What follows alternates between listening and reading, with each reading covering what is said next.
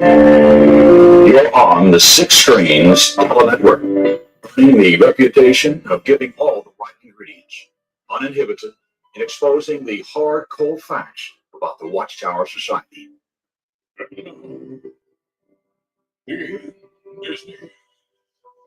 Well, hello everyone, and welcome in once again to a rockin' awesome night here at the Six Screens Telenetwork.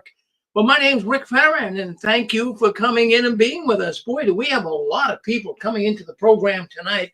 I think it has to do with the cold weather. When it gets cold, people stay home and they say, hey, let's listen into the Six Screens. Let's see what people are talking about from all over the world. They call in. So thank you very much for being with us. Things are happening in the Watchtower. I know you're all aware of that. Boy, I'll tell you what, some big things are really giving the Watchtower a bad name. I cannot believe that the Watchtower is even still afloat. That boat should have sank years ago. But here it is, it's still afloat. But anyways, I just want to mention a few things before we do get into the news. We'll be playing the duck game tonight. A bunch of books went out today. Nadine's got books. JP's got books. Stefan, if you're listening, I got to get your address. I do not have your address. I don't know where it went, but you got books. A few other people have got books. So the mail room issued a number of books out today, so they're going to be delivered to you very shortly. I just want to bring that up. We'll play the duck game tonight. You can get a chance to win $100. That's a good thing, right? Could you use $100? Of course you could. And you can also win some books and magnets and some other things here as well. So anyways, I just wanted to touch base with the duck game tonight. I did want to mention the convention. I'm not going to beat it to death, but I'm going to put a little scrolling banner on the bottom of our YouTube video here. I want you to come to the convention. People would love to have you come to the convention. We're going to have an ex-Jehovah's Witness convention up here in Boston. It's the theme of the convention is still alive in 2025. Now, if you can come, that would be wonderful. You will meet people just like you and me. All apostates, we're real brothers and sisters, right? And we'll be able to be together and share our stories. It's a 3-day convention. It's going to be Friday, Saturday, and Sunday morning. So we're looking forward to that. All of those will be coming. We have there's a hotel up here that you can stay at, or if you want to pick your own hotel, that's fine too. The tickets to the convention are free. We already have 300 people that are going to, at least they said they're coming. So if you want tickets, you can write me at jwworldnews@gmail.com and we can get you the tickets. And now look at, if you want the Hilton Hotel in Tewksbury, Massachusetts, that's where we're going to have the convention. It's a little pricey, I have to tell you.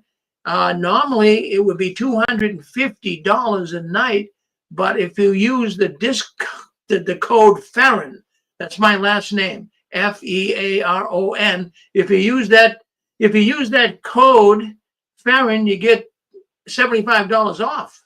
So by all means, if you're going to book a room, use that code. It's right on the tickets I send you anyways. But if you don't want to stay there and you find a room that's less expensive, right across the street from the Hilton Hotel is a Residence Inn. Now, the prices there are about $150 a night. But what's nice about that, they have a kitchen. So if you want to come and save food money, so you don't have to go out and eat, you can bring your own food. They have plates, they have forks and spoons and pans. You can cook your own food in the room. So that'll save you a few bucks. So some people are doing that. They wrote me and said they're going to stay at the Residence Inn in Tewksbury, Massachusetts. So you might want to check that out.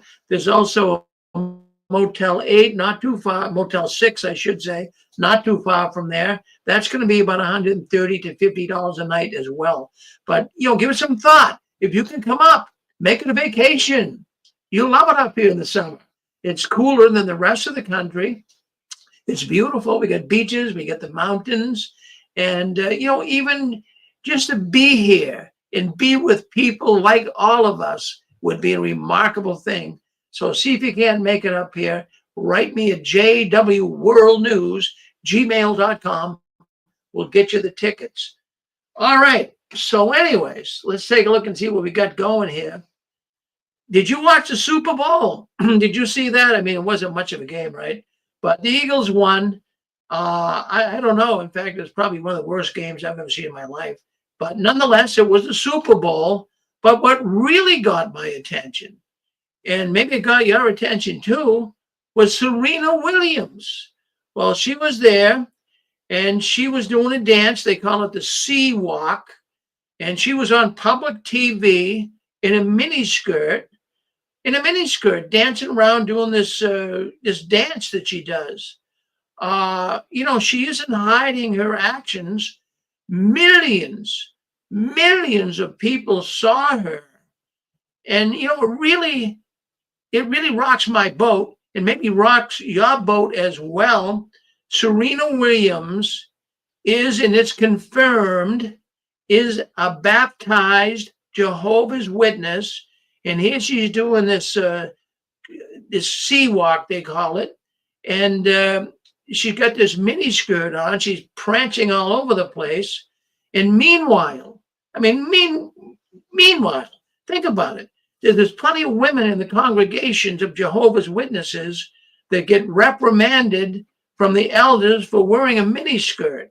Really, or even doing something. She had big earrings on too. And, a lot of the sisters, they're told they can't wear these big, large earrings. But who's got it on? Serena Williams. And she's dancing and prancing around on the Super Bowl stage. Plus they have rap singers up there as well. Are Jehovah's Witnesses supposed to be listening to rap? Absolutely not. So, how many people listening into our broadcast tonight have been encouraged to change their way, whether it be their hairdo, certain jewelry they wear, maybe clothing they wear? Friends, you've probably all been, I've been criticized for clothing I wore when I was going to the Kingdom Hall. So you're probably also in the same boat, right? You've been accused of maybe wearing a short skirt. I had a sport jacket. It was a suit, actually. It was a suit, and it had military straps on it. I was called in the back room for that. But here we have a Serena Williams prancing around on stage. This doesn't give much confidence that a person would really want to stay in this cult. Why is it so hypocritical? Well, why can someone act and behave like Serena, but the rest of us, when I was a witness, had to do everything according to what the elders and the governing body wanted us to do?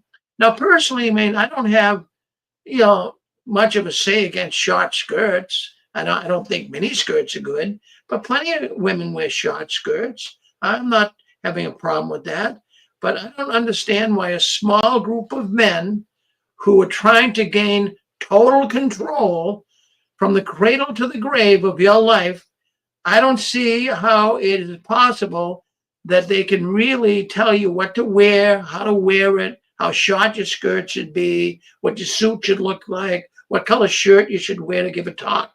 I don't see all of this. Maybe you don't either. In rap music, I'm not going to pick too much on what I saw the other night, but I have to tell you, I'm not into rap music. Maybe you are. I'm not going to beat you up on it. But, man, that was one of the worst Super Bowl performances I've ever seen in my life. I really have to say that. Rap music, from one end of the stage to the other. Here they are promoting, here's Serena Williams up there dancing around with these people, and they're promoting rap music. We know rap music, for the most part, is affiliated with gangs, with curse words, with, all kinds of mayhem. And yet we have Serena Williams, a baptized Jehovah's Witness, dancing around with these rap people. That is really sick, really sick. That is hypocrisy at the highest level. I know you'll agree, but the thing is, folks, she's untouchable. because, I mean, to get on the wrong side of her would be a PR disaster for the Watchtower. Not only that, they would lose tons of money. So the Watchtower can't come out and say, look at Serena, you're acting like a jackass up there. You're supposed to be one of Jehovah's Witnesses. But at the same time, if they came out and said that, can you imagine the people that who were not witnesses and heard something like that from the Watchtower? That would be a PR disaster. But you see, she makes the money. I'm sure she gives money to the Watchtower. She's got to. She's totally different. Sure, she does. Yeah, she's totally different when it comes to the rules that everybody else has to go by. This is, I cannot think of any other word, but absolutely hypocritical. I'm just thinking. I thought the Yeah, what do you think? Yeah. I thought the musical presentations were first rate. I thought the dance choreography that Lady Gaga's routine had, and the piano and the all white and the choral group, it was beautiful, and it was first rate, as it always is. But the only critique I have is that until the last musical number, it was very segregated, and the beautiful all-white costumes for everyone is part of fraternities and sororities, and it's also part of New Orleans Santeria voodoo. So although I liked the songs and I thought they were 5-star from Lamar and Lady Gaga, every Super Bowl has had occult icing on it. And this time it wasn't goth or the Northern European paganism, it was the Caribbean pagan tradition of New Orleans. I'm with you, Pixie. It had a flavor that, I mean, it might have resonated with a lot of people, but I'm afraid it didn't resonate with a whole lot of people.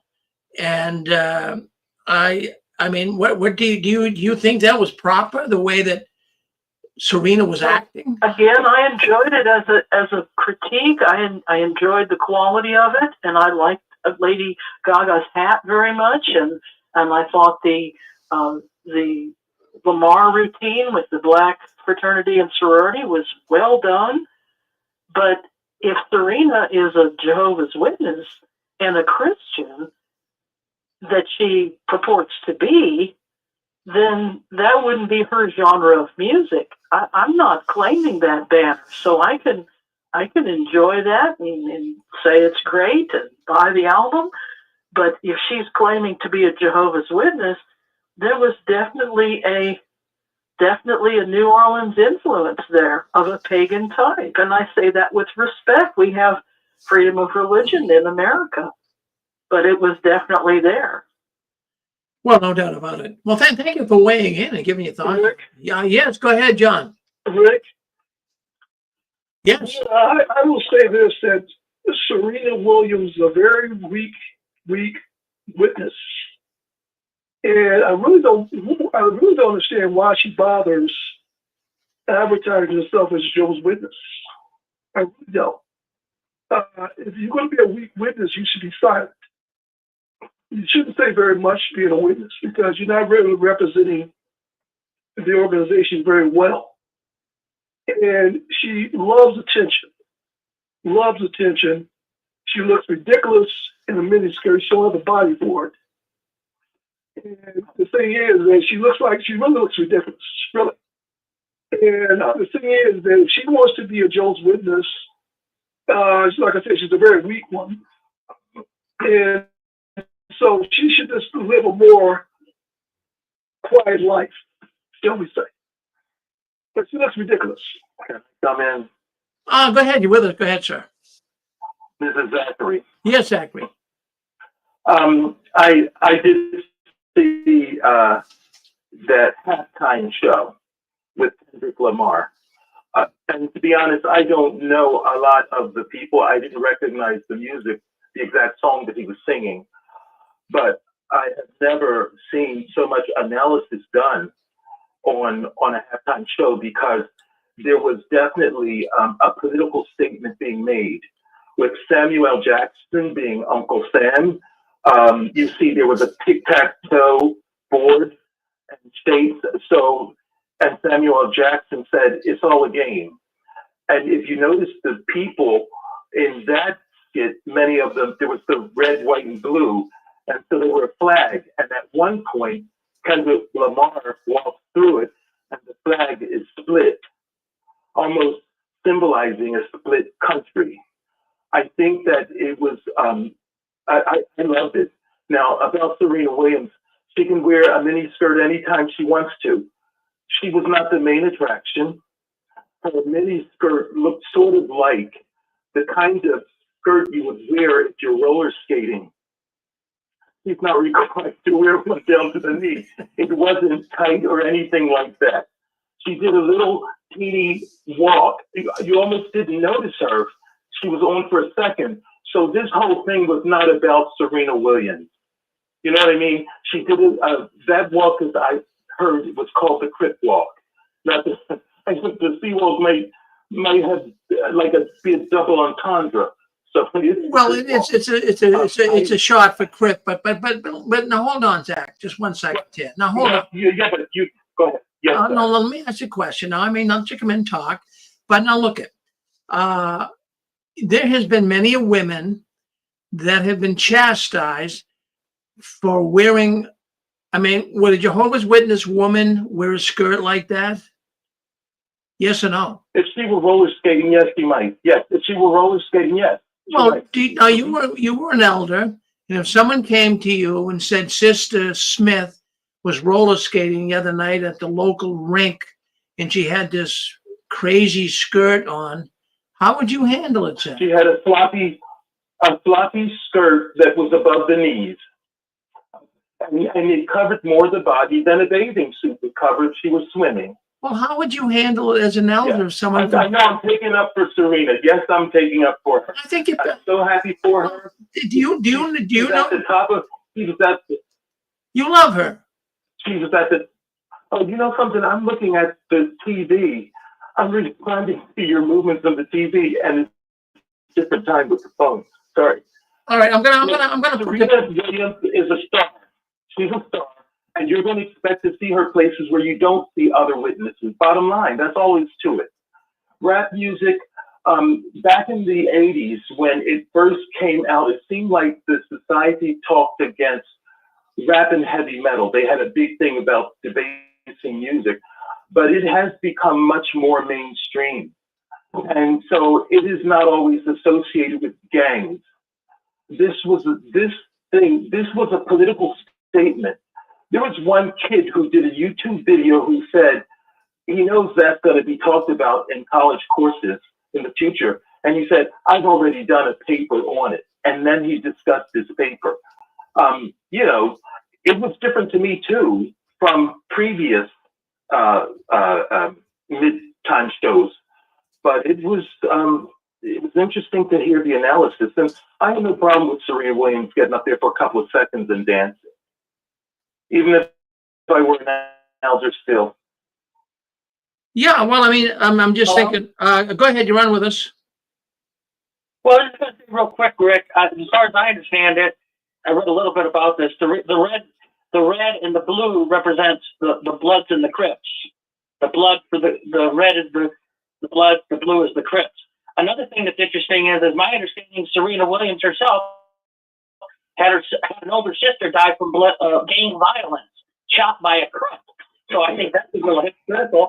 And also, one of those songs that guy sung was a diss song on some other rapper named Drake that she used to date. So I think she made a fool out of herself, and her husband should especially be embarrassed. You know, I've heard people bring that in too. That thing about, someone she used to date Drake, and so she was dissing him, and she was wrong for that. But you've got to get beyond that and expand your mind and look at the current political climate. When you see red and blue and it's the colors of the flag, maybe it means the difference between conservative and liberal.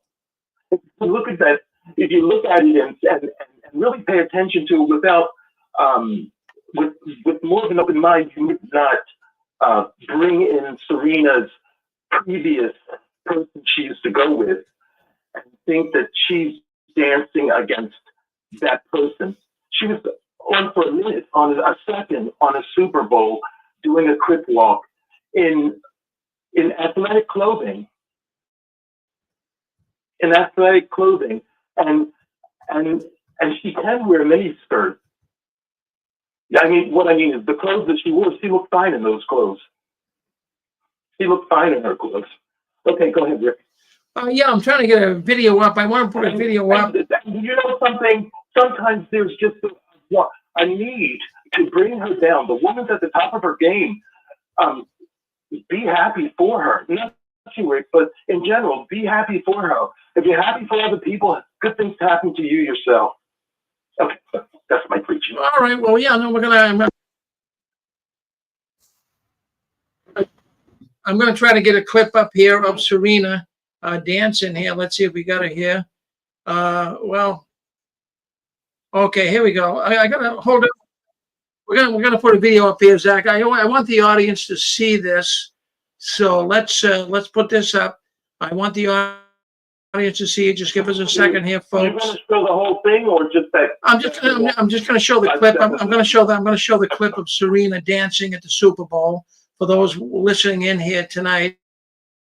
So let's do this. No, not that one. Hold on one second. I got to go to the right studio here to do this. Hold on one second. Okay.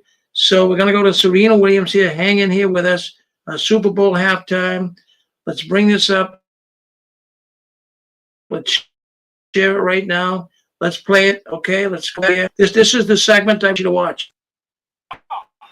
Do you really know how to play the game?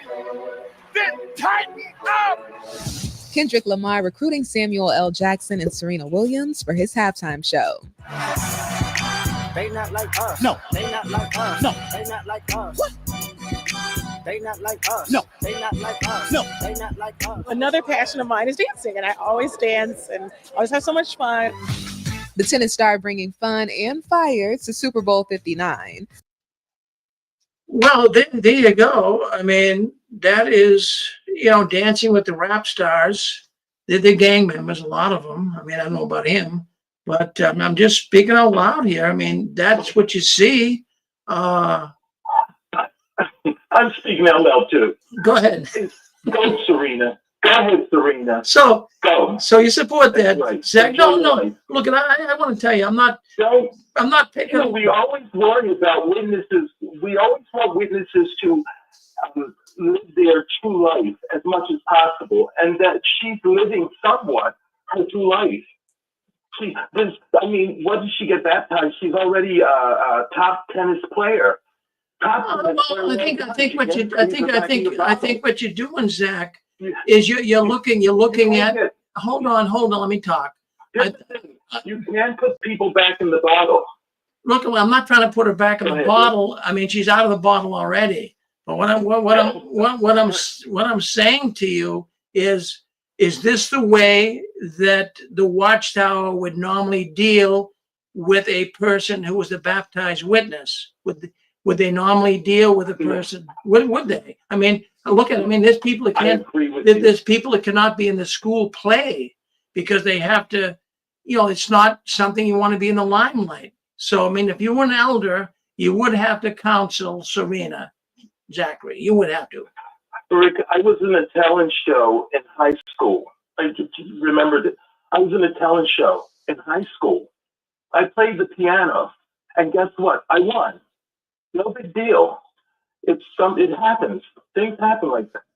But she's a big deal. You know what I mean? And no, she's not the average. You don't see the average witness. Everything that happens with her is new ground for the witnesses. Everything that would happen with the Michael Jackson was new ground for the witnesses. They're like on the leading edge, and I understand that it's difficult to deal with them and come up with answers because starting to answer new questions all the time when you're dealing with a person like that. Yeah. Well, 10 years from now, when she gets older and can't walk around and stuff, then there'll be no issue. well, hold on 1 second, John. Zachary, she's a great tennis player. She can dance, I guess, according to what I see. She does fine. I'm not picking on that. The only thing I'm suggesting here tonight, it's hypocrisy. It's hypocrisy. She's actually involved in different rules. Do you know what brought Serena Williams to become a baptized Jehovah's Witness? Do you know the reason for that, Zach? I have not dug into her like that. Well, the reason why because for a while she was never baptized. And, she'd be given, swearing on the tennis court, behaving, but I couldn't really say too much because she wasn't baptized witness. But now that she's baptized, she became a baptized Jehovah's Witness because of her fear of dying in Armageddon.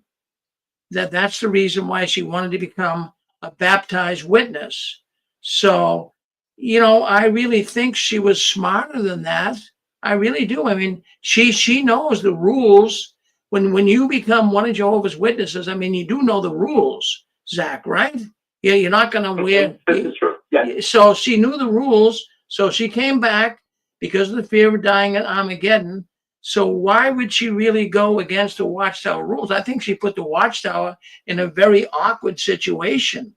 I mean, if they chastised her, she's got over 1 million followers on Facebook and YouTube. I mean, it would just, the followers of her, there's witnesses that say, what's the matter with that Watchtower? They're picking on our friend here. This is just what I have to say, though, Zach.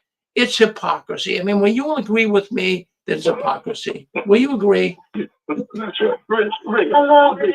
Rick, it's almost like after just hearing this go on and on, it's like you don't want to see witnesses beaten and bashed and beat down. And okay, here's somebody who seems to be living a little bit to feel like beat her down. Yeah, I'm not beating her down. I'm not beating her down at all. I mean, she can wear the mini skirt. She can dance. I think she's very talented. But I'm just saying, from a Jehovah's Witness perspective, something's wrong. Zach, we got to bring more callers on. But thank you, Zach. Thank you. Hold on. We're going to go to Fran, then we're going to go to John. Fran, come on, Fran. Oh, okay. Thank you, Rick. Just really quick. I was just wondering, and maybe it was brought out, do you think that the average Jehovah's Witness knows that Serena got baptized? What do you think? Yes, they do. Yeah, I do. That in other words, that was something that they could take to the bank and cash. They liked that. That was the frosting on the cake. They loved that. That made them, oh, look at this. We got Serena Williams. She's a witness. Anytime a celebrity is a Jehovah's Witness, the people love it, Fran. They love it. So what do you think? Okay. Yeah. Well, I didn't know, because I know a lot of witnesses watch the Super Bowl and they watch the halftime. And I just didn't know if they really knew that she was a witness or not. I mean, I don't know. I honestly don't know. But I was just wondering because, us apostates, we're on top of everything. So we know these things, but I just didn't know that the average, witness would know. But just something else a little more controversial, and we sent you an email. Back when Venus and Serena were 11 and 12, they were featured on Trans World Sport. I'm just going to leave it at that. But that might be something to check out if you haven't. And we sent it to you. We sent it was a video, a YouTube video when they were young, 11 and 12, and they were brothers. They were the Williams brothers. So just a little controversy there if anybody wants to check it out. Well, thank you, Fran. You're keeping me right up to speed here on what's going on. I'll check it out. Rick, can I point out that somebody put on a video tweet? Someone put mini skirt might be a tennis skirt. Well, okay. I mean, but wait a minute, Zach. That what you're talking about there is That's I mean, semantics. it's the same clothes she wears all the time when she's playing tennis. Yeah, but that's semantics.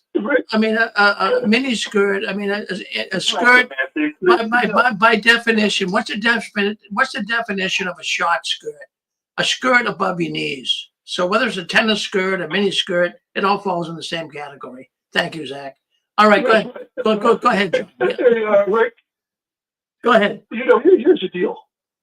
They tolerate people like Serena Williams, Prince, Michael Jackson because they have money. And they know that these rich people are going to donate their money. They tolerate these people only because they have money. They know they're very weak witnesses. And you're correct. It's hypocritical, very hypocritical. But they make allowances for these people because they have money. It's that simple. And the thing is that I was a weak witness all my life. But the thing is that I was silent about it. I didn't tell anybody at work that I was Joe's witness. I was silent about it. And that's the difference. She's a very weak witness, obviously. And as you stated, she only got baptized because she believes in the lie that there's going to be Armageddon, although she don't know that there's not going to be any Armageddon, so she's really wasting her time. But that's neither here nor there. The thing is that they just tolerate these people because they have money. It's just that simple. It's just that simple, but you're absolutely correct. It is very hypocritical, but they make allowances for people with money. Oh, well, no doubt about it. Always done that. Well, what about Prince? No, Prince. Is that Susan? Hello? Is that Susan? Yeah. Go ahead, Susan. But did you want to finish? No, go ahead. Oh, what I was saying is, if I had a daughter, and she says, "Hey, Mom, I want to have a party, and I want everybody to dress like the Williams sisters, and I want to have music like the Super Bowl." Well, she was dancing to the music, and she got to dress like that. How come I can't? Or how come I want to do that? So you have to let me, because she did it. Susan, I'm not getting disfellowship. Where's that I'm going to get disfellowship? Susan, you should be a defense attorney, because that's exactly. You don't get disfellowship for the clothes she was wearing. You don't get disfellowship just for wearing clothes. It's not one of the gross sins, as they say, serious. Well, wait a minute, Zach. No, wait a minute. You weren't. Well, Zach, you weren't. Remember when your daughters weren't allowed to give their talk because they said their skirts were too short? Yeah, with getting on the platform with the short skirt. Yes, I do. I know about that. It's the clothes you wear at the hall on the platform are not the same clothes you wear when they're at gym, right? Doing sports. Well, that wasn't sports. That wasn't dancing. I mean, if she was playing tennis, that's one thing. But to get up there and prance around and dance around with a mini skirt on, I mean, come on. Yes, I'm going to let you have the last word. It was a Super Bowl, halftime show Super Bowl. It's not a meeting. She was not giving a talk. If we go to her home when she gives a talk, I'm sure she wears different clothes. Okay, that's it. I'm going to mute myself. Well, that's okay. We love you, Zach, and we appreciate your opinion. Susan, yeah. you want to be a defense attorney, because that could be the closing remarks. That says it all. Yeah. All right. Thank you, Susan. Hi, Rick. Yes. Hi. Yes. Hi. It's Maverick here. Who's this? Is this Maverick from the UK? Yep. Yeah. Maverick. Yeah. I was going to ask Zachary a quick question. Zachary, when you were an elder, if you said, "I want to wear a beard because I like having a beard," how do you think that would have gone down with the rest of the elders in your congregation? There was a brother who did wear a beard. Right. Not in my congregation, but I was younger. The elders stopped him from going in field service. He wrote a letter to the society. He had me type it out, and it's horrible to type someone's handwritten letter because of the grammar and punctuation. But he sent it to the society. The society sent a letter back to those brothers and said, "You cannot stop him from publishing the good news." Okay, but he wouldn't have been an elder anymore, would he? No, he would not. Realistically. Right. So this is the point. And Serena's not an elder. She's not an elder. No, she's not a pioneer. She's a figurehead. No. When you talk about elder, that is an exemplary position. That's what they call it. Pioneering would be an exemplary position. Missionary, exemplary position. She's none of those things.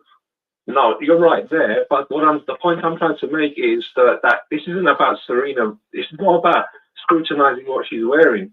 It's about the fact that there's a real double standard going on, where even, on any level, look at the beard thing. If, you get grilled, we were micromanaged to the point where you don't even feel confident to express your own personality, right? And right now we're trying to micromanage what Serena does. No, we're not. No, it's not. You're missing the point. Exactly. You're missing the point. That's your point, but I'm going to make myself what is going off the rails. Okay. All right. No, I'm not criticizing you per se, but I just think you've missed the point of the whole foundation of what's been said, from my understanding of what Rick's saying. And I'll leave it here, Rick, and I'll let you move on. But it's more about the fact that, as we said before, if you're a celebrity, you can get away with murder. Well, what is that? What's the difference between if this is supposed to be for people who are analysing this critically, and for people who, it's about integrity to what is true. Either if something's wrong, then if something's wrong, it's wrong. That's the way that Or if there's a principle being violated, it's being violated. But if it's not being violated, leave everybody alone. But Watchtower cherry picks who they pick on, and that's the point Rick and the shows are really trying to highlight, that there's a huge double standard with the way Watchtower chooses and not chooses to address things, because they're worried about PR and lawsuits and bad publicity. That's all it's about, in my estimation, anyway. And I'll leave it there. Well, thank you very much, Maverick. No, we all love Zachary, and we love to hear. We can't have it all one-sided. We're glad to hear his thoughts too. But I just hold on, Stefan. But I often think about Prince. I mean, he was another one of Jehovah's Witnesses, and he used to come on stage with piercings. He had like platform heels, and he was a Jehovah's Witness. Never really reprimanded about it. It's all about money. And, I'm looking back, I think of another celebrity. I think of Michael Jackson. Now, the Watchtower, they learned their lesson from that. They just fellowshipped Michael Jackson, remember, for his performance of that Thriller video. It was demonic and satanic and all of that. So they just fellowshipped him. But they said, we're not going to do that anymore. Because, this really could create... I think, Rick, he was reproved. He was not disfellowshipped for that. Yeah, well, one way or the other, he kind of lost favor in the Watchtower. He didn't want to belong to them anymore. And the Watchtower doesn't even want to disfellowship. Oh, hold on, Zach. Hold on one second. Well, wait a minute. Can I talk, Jack? Let me talk, and I'll let you talk. Michael Jackson. Okay. They learned from Michael Jackson. It's best not to reprove. It's best not to disfellowship, because they're going to lose money. They wouldn't do it again. That's why they let Prince go. That's why they're letting Serena go. Go ahead, Zach. No, I was just going to say that after he was reproved, they were seeming to keep up with him, because they used to go to the meetings with Max Larson and Sister Larson. So he would talk about some of that stuff, and he was talking about Michael Jackson, how if he was away, he'd come back into town if he had a talk, and give his talk. But I do think it was later that Michael Jackson may have disassociated himself. Another name, if you want another name, one day I was walking through the factory and I saw a familiar face and I couldn't understand why. And then I realized it was George Benson. So he was another. Yeah, but George Benson. Yes, go ahead. I'm sorry, Rick. I didn't mean to interrupt you. I just wanted, before you move on to George Benson, I always wondered about whatever happened to Michael Jackson. Was he disfellowshipped or did he disassociate? And Rich and I were just watching a program just the other week, and it actually clarified it. we know that when he did the artistic ability of the video Thriller, you know, that was the artistic ability of him. You know, he was an incredible dancer, the music and everything. They'll just came down really hard on him because of the occult.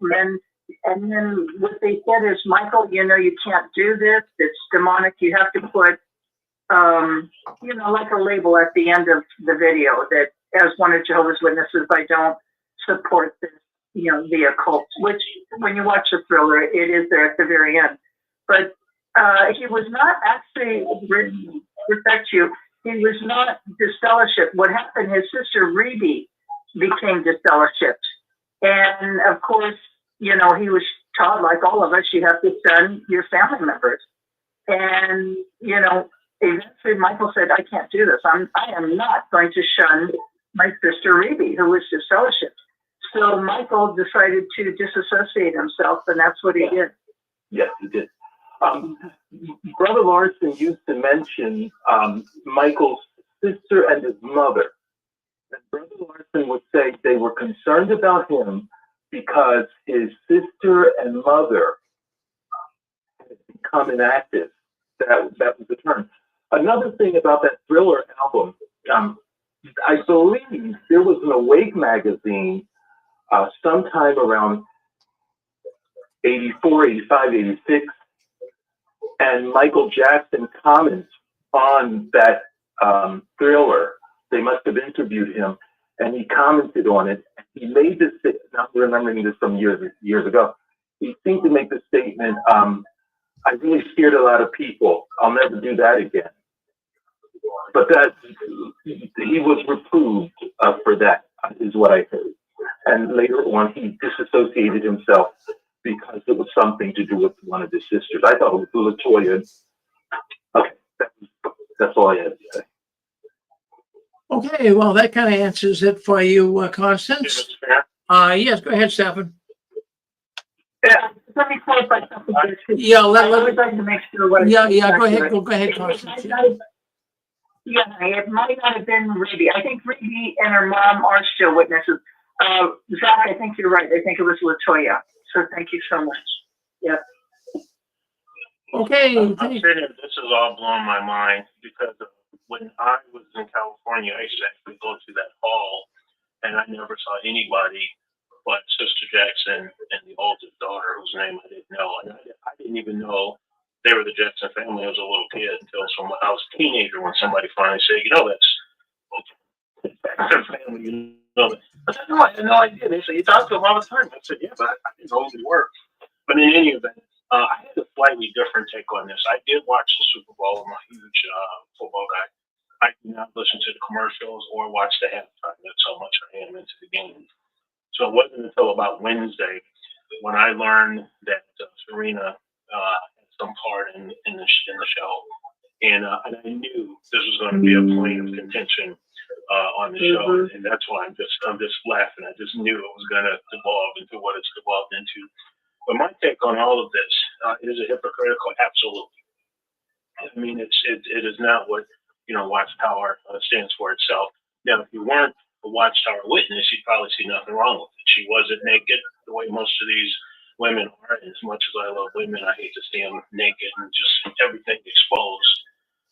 And so there was none of that. The sea walk, it's called the sea walk. It is the crypt walk, but they abbreviated it and call it the sea walk. It's now become just mainstream, so it really has no meaning whatsoever. So, none of that really bothers me. But it doesn't. But I think about it a slightly different way. She has to me, the most important question, which is why did she become a witness? And you said she was afraid of Armageddon. But it goes a little bit beyond that, because if you really think about it, when you're a little kid and your parents tell you that this is wrong, and this is why, and God is watching everything you do, and Armageddon is coming, and all of that, that is going to be absorbed into your reality. And you're going to take that with you for the rest of your life until you process that and realize that it's not true. That's the same reason why Prince became a witness, because he said in many interviews that when his mom was dying, she told him to get back to Jehovah, get back to the Kingdom Hall. and that stayed with him. He promised her he would, and that stayed with him. So for a lot of these people, and this is what makes these cults so destructive, when they are taught these things at an early age, it becomes their reality. It's going to stay in the back of your mind. And whenever life events change to where you can act upon those things, you're going to act upon them. And that's why I felt bad personally when she did become one, because she had gotten married and she has 2 children, beautiful family. And I just hope that this organization doesn't do what it's done to so many families, which is destroy them. That's my take on that situation. Well, thank you, Stephen. Thank Okay, you. can I answer this? Go ahead, Gail. Yeah, go ahead, Gail. Hello? Yeah, go ahead. Hi. Can I answer this? Yeah, go ahead. We all know, and we all agreed that she's an icon. She's an unbelievable athlete. And what you said, it's hypocritical, and it's a really bad hypocrisy, because as we know as ex-JWs and JWs, the way she was dressed was inappropriate for any one of us as a JW. But what I've heard, this had a lot to do with the DEI movement, which is diversity, equity, and inclusion.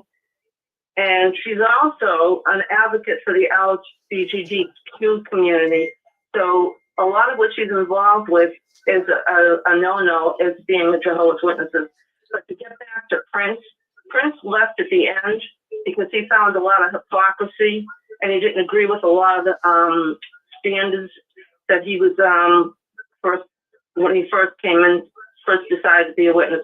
So he did leave at the end, and he wrote a song against the witnesses. So, and I also wanted to add that she's got more followers than the JWs have members. She's got, I think, more than 8 million followers. And the bottom line, it's all about the money with the Watchtower. So that's all I wanted to say. I'll put my 2 cents in. Well, Gail,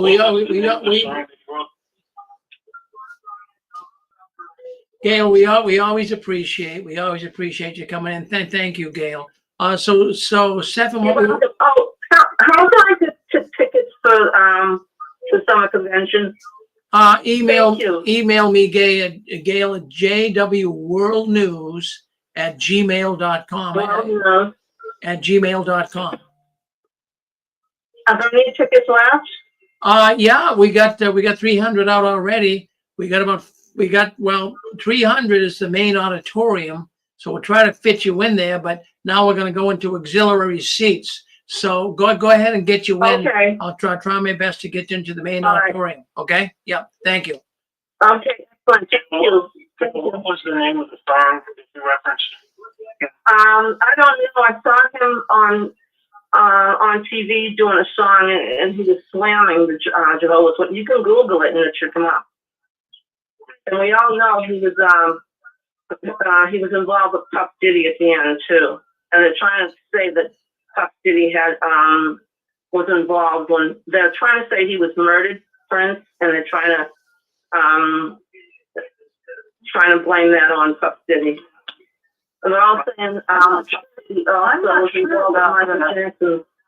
Look it up. I'm not sure about that. My ex-husband was a rhythm player for Prince on stage.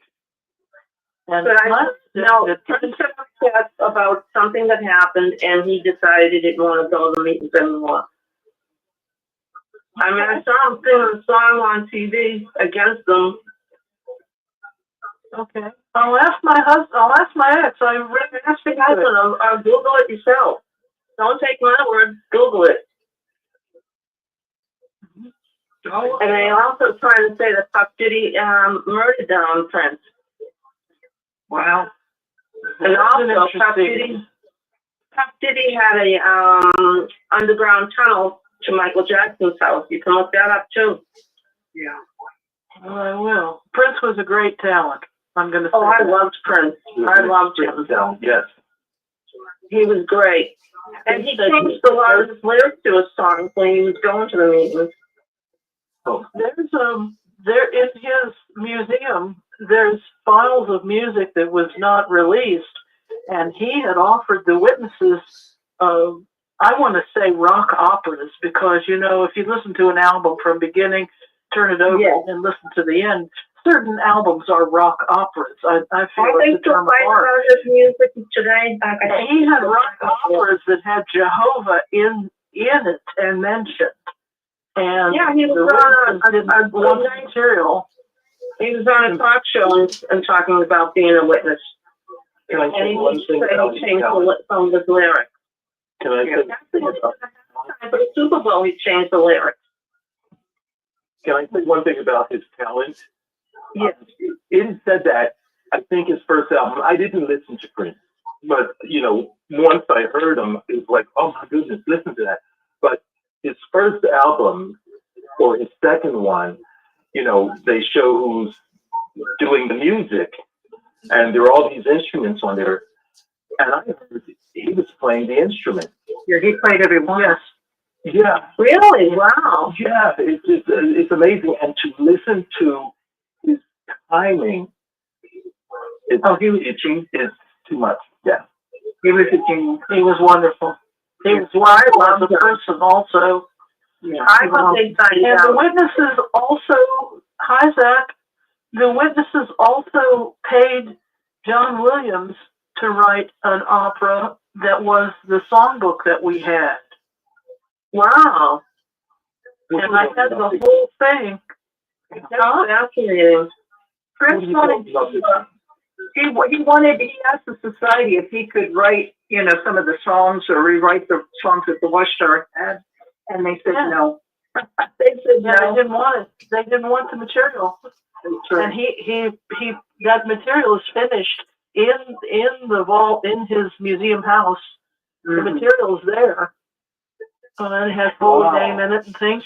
And then the John Williams material became our songbook, but I had the CD that had the orchestral version of it, and it was kind of neat too, because if you just listened all the way through to it, because it's John Williams. CD with people kind of singing the kingdom songs, as they call it, in popular style. Is that what you're talking about? That CD? They had a male chorus, and I made a joke that, well, maybe that's the legal department, because some law schools, they have choruses. But it was orchestral, and you knew it was John Williams because that da-da-da-da Star Wars was at the end of one of the pieces. Yeah, that's right. You're right. And also, months before that, I had read all the ads in the back of Variety, and this New York company was looking for a composer, and it was like interviews, auditions for religious music. Yeah. Okay, we're getting off the subject here. We're getting off the subject, so we're going to close that down. We got a lot of people. Nice talking to you. One more thing, Rick. This is interesting. Yeah. We went there, Rick. Yeah. One more thing. Go ahead. This, I think, was the late 70s, and you know how those large conventions, they have like that before the afternoon session, they have music playing. Yeah. You know how they do that? Okay. Oh yeah. They did. It was, I think it may have been the very late 70s, like 79 or something like that. Well, the music started out with the theme from Jesus Christ Superstar. It started out like that. And then they went into all the regular songbook. This would have been the Pink songbook. They went into that, the orchestrations for that. And then at the very end, they brought back the Jesus Christ Superstar theme. Just to make sure, I jumped out of my seat, ran to someone else and said, was that Jesus Christ Superstar? They heard it too. And then some years later, early 80s, I talked to a sister who would kind of pay attention to that stuff. I didn't know her at the time, but she said she heard it too. Well, that's interesting. That's very interesting, Zach. Very interesting. No, I kind of heard that myself, but I'm glad you're solidifying that. No, that's good. I can put that to rest. You heard it too, right? Yeah. Zach, by the way. Yeah. Well, I tried. Well, Zach's trying. Zach's trying hard. Sometimes we pick on him, but he's trying hard. He's trying hard.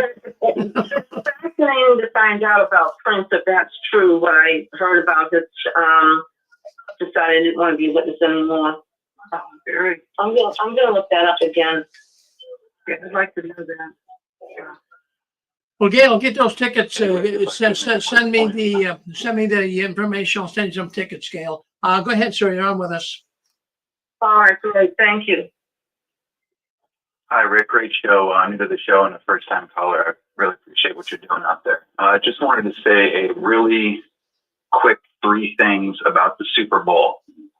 And I implore anyone out there who does or does not have cognitive dissonance when it comes to this subject to do research for themselves. There's only so much I'm going to be able to say until you find out for yourself. And I'll put these 3 quick points in order of importance, at least to me. Number 1, watching the Super Bowl indirectly supports sex trafficking. You can look it up. The Super Bowl is the #1 time of the year in which sex workers are trafficked throughout, in this case, the city of New Orleans. This is not a theory. This is a fact. Okay, like while you're watching the Super Bowl, there are things happening that are beyond disturbing. Okay, this is giving energy to such things by supporting it. Number 2, you are participating and watching an occult ritual. It doesn't matter if it's 5 years ago or 5 years from now. Like at halftime, there will always be a white, red, and black motif in the performance. This represents virginity to blood sacrifice and to death. Okay, beyond the crip walk, dancing on graves, or anything, that's minor. And the third and really major point, because it breaks families apart, it makes people spend money that they don't have. It's a simple fact that this is not only a Freemasonic and occult ritual, but all professional sports are fixed. The television set is a television set. It is an illusion. There's 20 years of research I have behind this. That's why even going on and on about it, or I want to support my team or whatever, to each their own. But those 3 facts are just exactly that. And I implore anyone who is even halfway interested in seeing if that is true to not even use Google. Google is controlled by the United States government. For right now, other websites like DuckDuckGo and Yandex are still, and you can look it up. Open up a new tab, search something on Google, open up another tab, search it on a different search engines. Completely different results. All sports are fixed. It's an occult ritual. And the Super Bowl is known and has been known to be the #1 sex trafficking event of the year. People come from all over to peddle their wares, and the energy expansion, or the energy being expended towards the television and out back from it, whether you're watching the commercials or not, it is putting money in the coffers of things that I pretty much thought that everybody who got out of the cult would not want to be back into cultish behavior. That's all that I really had to say was those 3 points. I implore anybody to do their own research, draw their own conclusions, and see that it's not, it's like reading Rainbow. You don't have to take my word for it. Just look into it. I appreciate you, Rick. I'm going to continue watching, and thanks for your time, guys. Well, thanks for that info. Yeah, don't take off on us. But no, that's interesting. I haven't heard that before, but I thought about it. I never really connected dots. But watching some of the performances take place on that stage at the Super Bowl, I see this satanic and connected with occultism. I can see it, obviously. So can I ask you where you're from, brother? Well, maybe he disappeared, but I mean, what do you guys think? I mean, that's interesting that someone called in and said that, but I think that I don't think he's off base. I really don't. I see sports as, I like sports. Geez, I love baseball. I watch some of the football games, but I think it's overdone. I think it's like exploding with so much concern over football, baseball. It's like a big time. The NASCAR race, Daytona 500 is coming up tomorrow. They're making a really big deal about that too. I mean, is Satan working with all of this? I don't want to, start a new thread here, but it seems like that could be the case. I enjoyed listening to that, brother. Go ahead. Yeah. I'm going to a Bruins game. I'm going to a Wednesday in a couple of weeks. Are you going to sit there with the occult? Really, Gail? What do you think? I have club seats. Okay, Rick. Yeah. Well, all things have to be balanced, I'm sure. But no, I don't discount what that man just said. I don't know who he is, but I thank him for saying it, because I do say that it's overdone. Yeah, go ahead. What would you like to say? Go ahead. Well, it's amazing to me. It's just I accidentally hung up, Rick. I think I saw you on the stream just now asking where I was calling from. I'm up in Ohio right now. Yeah, I was just calling up about the Super Bowl a minute ago. Yeah, right. Well, you don't have to give your name. We'll just call you any name we like. I mean, you want to give your name? Oh, my name's Johnny. Well, yeah, Johnny. Yeah. Johnny. Hey, Johnny, I wanted to just I wanted to say something to you. The halftime, a lot of them use the Satan hand signal. I know when what's her name, J-Lo, and who's the one, Shakira's her name, Shakira. They were doing a lot of hand signaling to Satan. So it's the halftime shows, and I refuse to watch the halftime show on the Super Bowl game, because I know what they're doing. Yeah. So they even did that. Well, it's a shame because it didn't have to be that way. You know, there's a lot of I mean, you know, right? I mean, if you watched that or any part of it, you know, you saw the gals that were ice skating. They all had they all had all-seeing eye pyramid clothing on. These are hidden in plain sight signals. Right. This is the revelation of the method in occult circles. And they hide in plain sight. It's the same reason why you see every single artist, it doesn't matter if they're an artist or a musician, any kind of art, well, they all do the 666 AOK sign. I don't care if it's the Beatles, it doesn't, all of them. Okay, this is a hidden in plain sight message to let everybody else know that they're still down, that they're still all about what they're about. And that's all there is to it, just like covering over one-eyed symbolism. This is an ancient tactic. I mean, all of us that were in the witnesses, even though this seems like a odd example, we could recognize other witnesses out in public even if we didn't know them by the way that they dress, by certain things about them. Same kind of concept applies, but in an occult way. This is like, I used to work for I've edited video for many years back in the day. No single second, live or not, of any broadcast, any painting, any video, music, television, none of it is by mistake. It is meticulously designed by the millisecond, not to mention subliminal message and other stuff that's kind of off topic. Point being is this is exactly what it is. So, you know, whether it's J-Lo and Shakira fulfilling the alpha sex kitten programming, the beta kitten programming, this is all MK Ultra. This is all whatever you want to call it. Give it a name. MK Ultra never went away. They just changed the name. Okay, and this is indoctrination. And it's the energy expenditure by the public that feeds it. Forget the money. The money's almost an aside. They have all the money. It's the control. And we've all left an organization that was all about control. The control was first, the money was second.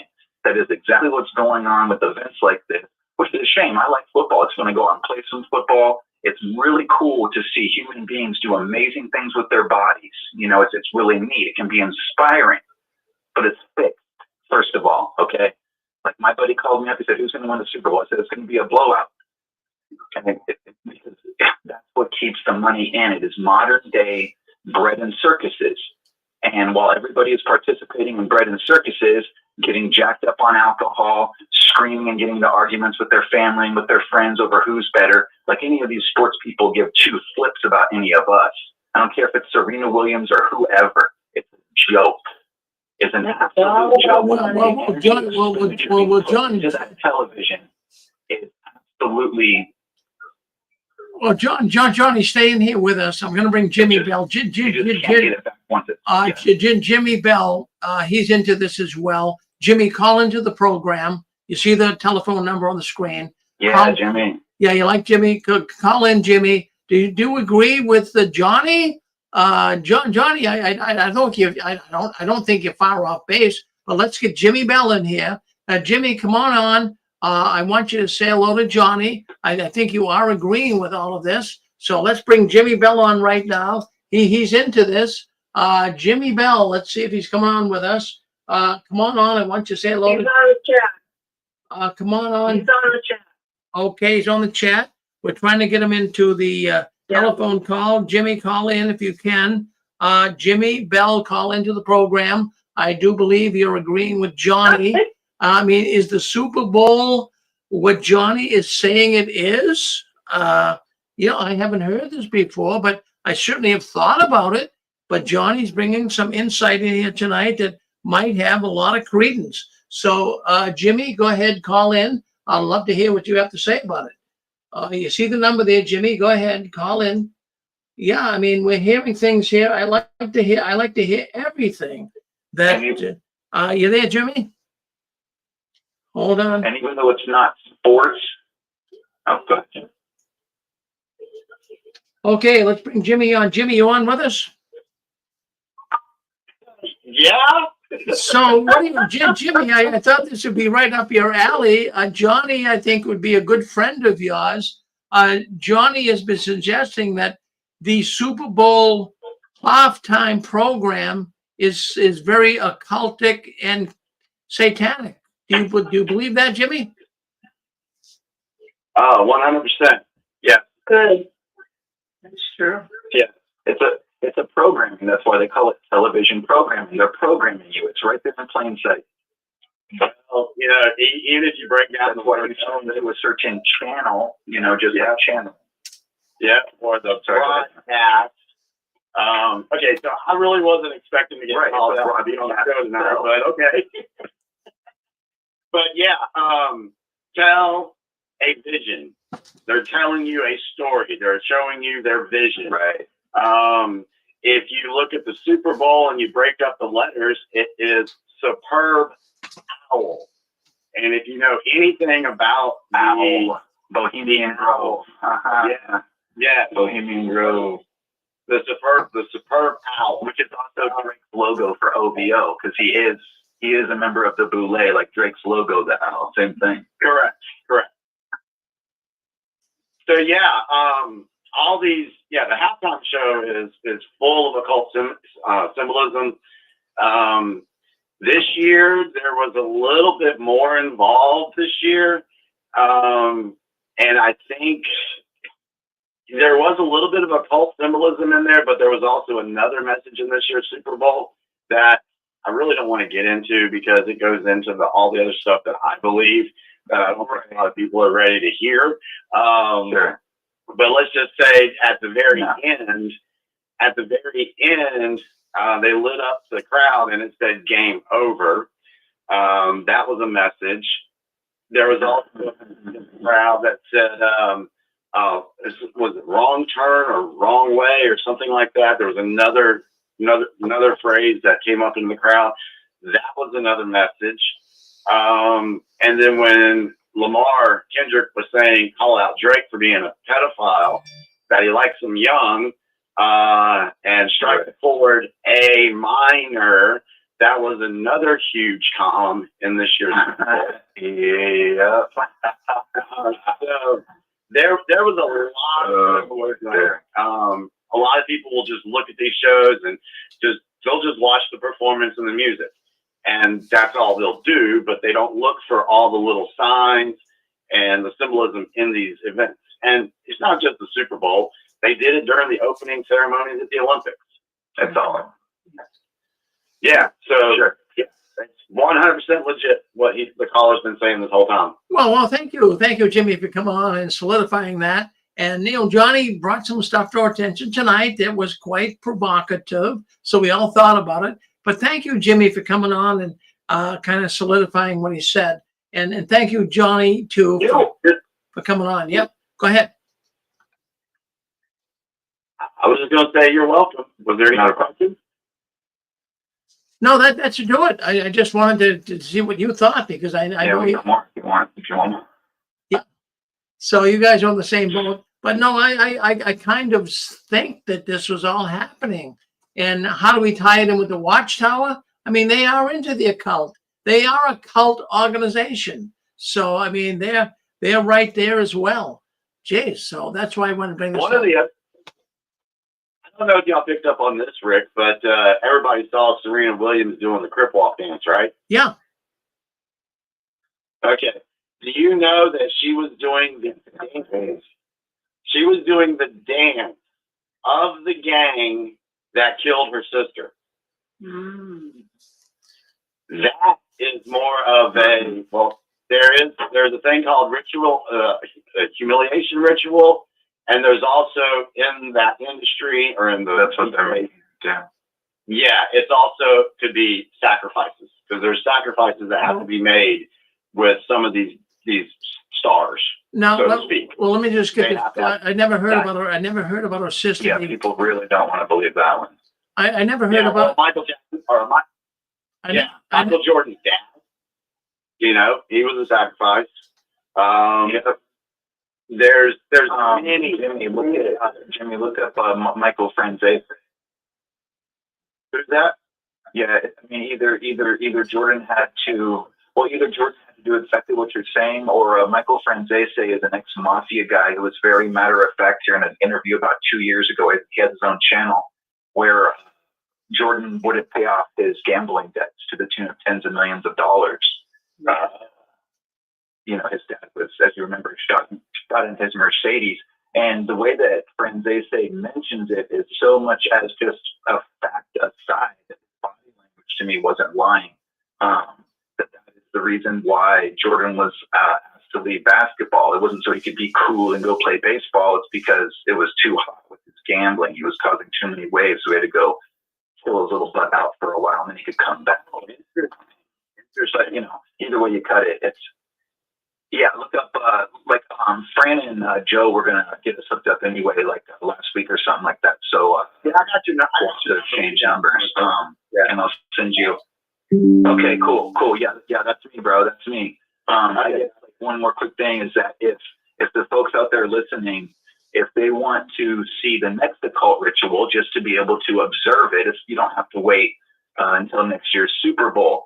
I implore anyone, even for just a few minutes, till you finally go, oh my goodness, is to watch next year's MTV Music Awards. That is probably number 2 next to, in America at least, an occult ritual. You watch the MTV Music Awards and you tell me with an honest heart that is not a blatant, dark, Freemasonic / occult ritual. I mean, it's checkerboard floors. I mean, it's ridiculous. You know, Madonna coming out with horns on. I mean, it's right there in front of everybody. I know a lot of people You will just have to see it. Good. Oh, where'd he go? You're all set, Joey. Go ahead. I'm interrupting you. Jimmy, go ahead. Yeah. I was going to say, I know a lot of people will scoff at this stuff and think that we're crazy, but this stuff is legit. I mean, you can easily find it. And like Johnny said, don't use Google, use Brave. DuckDuckGo's okay. But there's so much information on this stuff that, you can easily find it. And how can this relate to Watchtower? Well, let's look at sacrifices. Let's just look at sacrifices. What does Watchtower make people do when it comes to the blood issue? All right. Sacrifice. It's a sacrifice. Right. So it's the same. I mean, it's packaged a little differently, but it's the same thing. Mm-hmm. Yeah, they'll ask you to sacrifice your own family, maybe not physically, but cut all ties. It's all different kinds of sacrifices. Yeah, so it's literally, you know, just like Jimmy was saying at the beginning, you know, that you're watching a television set, okay, or you could say telepathic vision set. You are turning into programming. That's why it's called a program. And I've heard more than once in my life somebody look at somebody else, another human being in the room, and go, would you be quiet? I'm trying to watch my program. We've all heard that in some regard. That's clinical insanity, but 400 million people are doing it, so it's okay. And thirdly, you turn into a certain channel, which is channeling, okay? This is the methodology that we were born into, so it's hard to see the forest for the trees. But once you start getting a bird's eye view and put on just a bit of discernment and just a little questioning here, because Everything is free. If it's free like television is, I don't care that we pay for cable. That's incidental. You are the product if it's free. Yep. And this is indoctrination into the mind. So anybody that wants to see this firsthand, either rewatch the Super Bowl halftime. It's always going to be black, red, and white motif for the 3 levels of sacrifice. But if you really want to get it, I can only imagine what they've got planned for this year's MTV Video Music Awards, where they'll do this and they'll do that. It'll almost always be at a Freemasonic hall, but they won't tell you that. They might say it really quick, live at the Freemasonic hall in whatever city, and then they'll gloss right over it. Okay, that's why they hung pink upside down years ago with checkerboard pants on. That's the 3rd degree. Okay, they do this stuff because it perpetuates the agenda. Not to mention little things that got accomplished, Jimmy, like with the crip walking stuff. What did that redo? Can you imagine how much LA was in turmoil that night between the gangs? Reigniting or just restoking the fire of gang war, which is the government totally doing that. People defending blocks of territory that they don't even own. It's killing each other over different colored clothing and territory. It's absolutely, it's beyond just, because everybody, oh, it's art. Oh, they're artistic. Oh, it's art. No, there's art. Art is great. This is not that.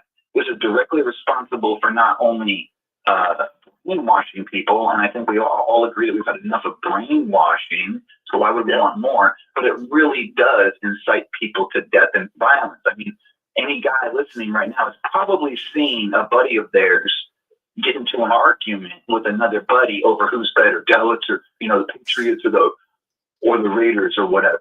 And you're ready to fight one of your friends because they don't like Tom Brady. Tom Brady doesn't care about you. Well, we're gonna step back. All the stars. Johnny, we're commercial. gonna step back in here. We did discuss this good in detail. I appreciate Jimmy coming on. I appreciate your time. So Rick. It's a we're great gonna go more to thank you very much, Johnny. But we got to go back to the news here.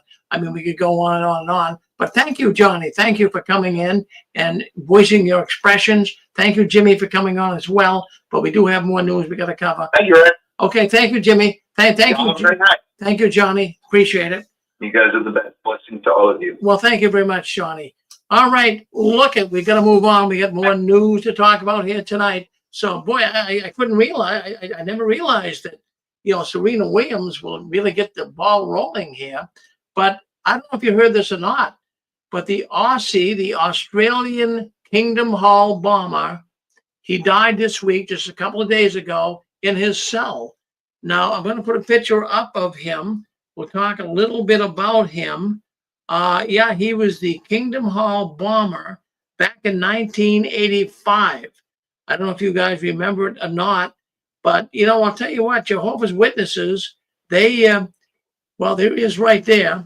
There he is. Now, I don't know if you heard about this or not, but back in July 21st, 1985, a bomb destroyed the Kingdom Hall of Jehovah's Witnesses in Casula, Australia, killing 1 man and injuring 13 others. The bombing was part of a series of attacks that also targeted family court judges and buildings. So this crime was not just against Jehovah's Witnesses at the Kingdom Hall, but it was also against some other people. This man was terrible. We'll give his name here shortly.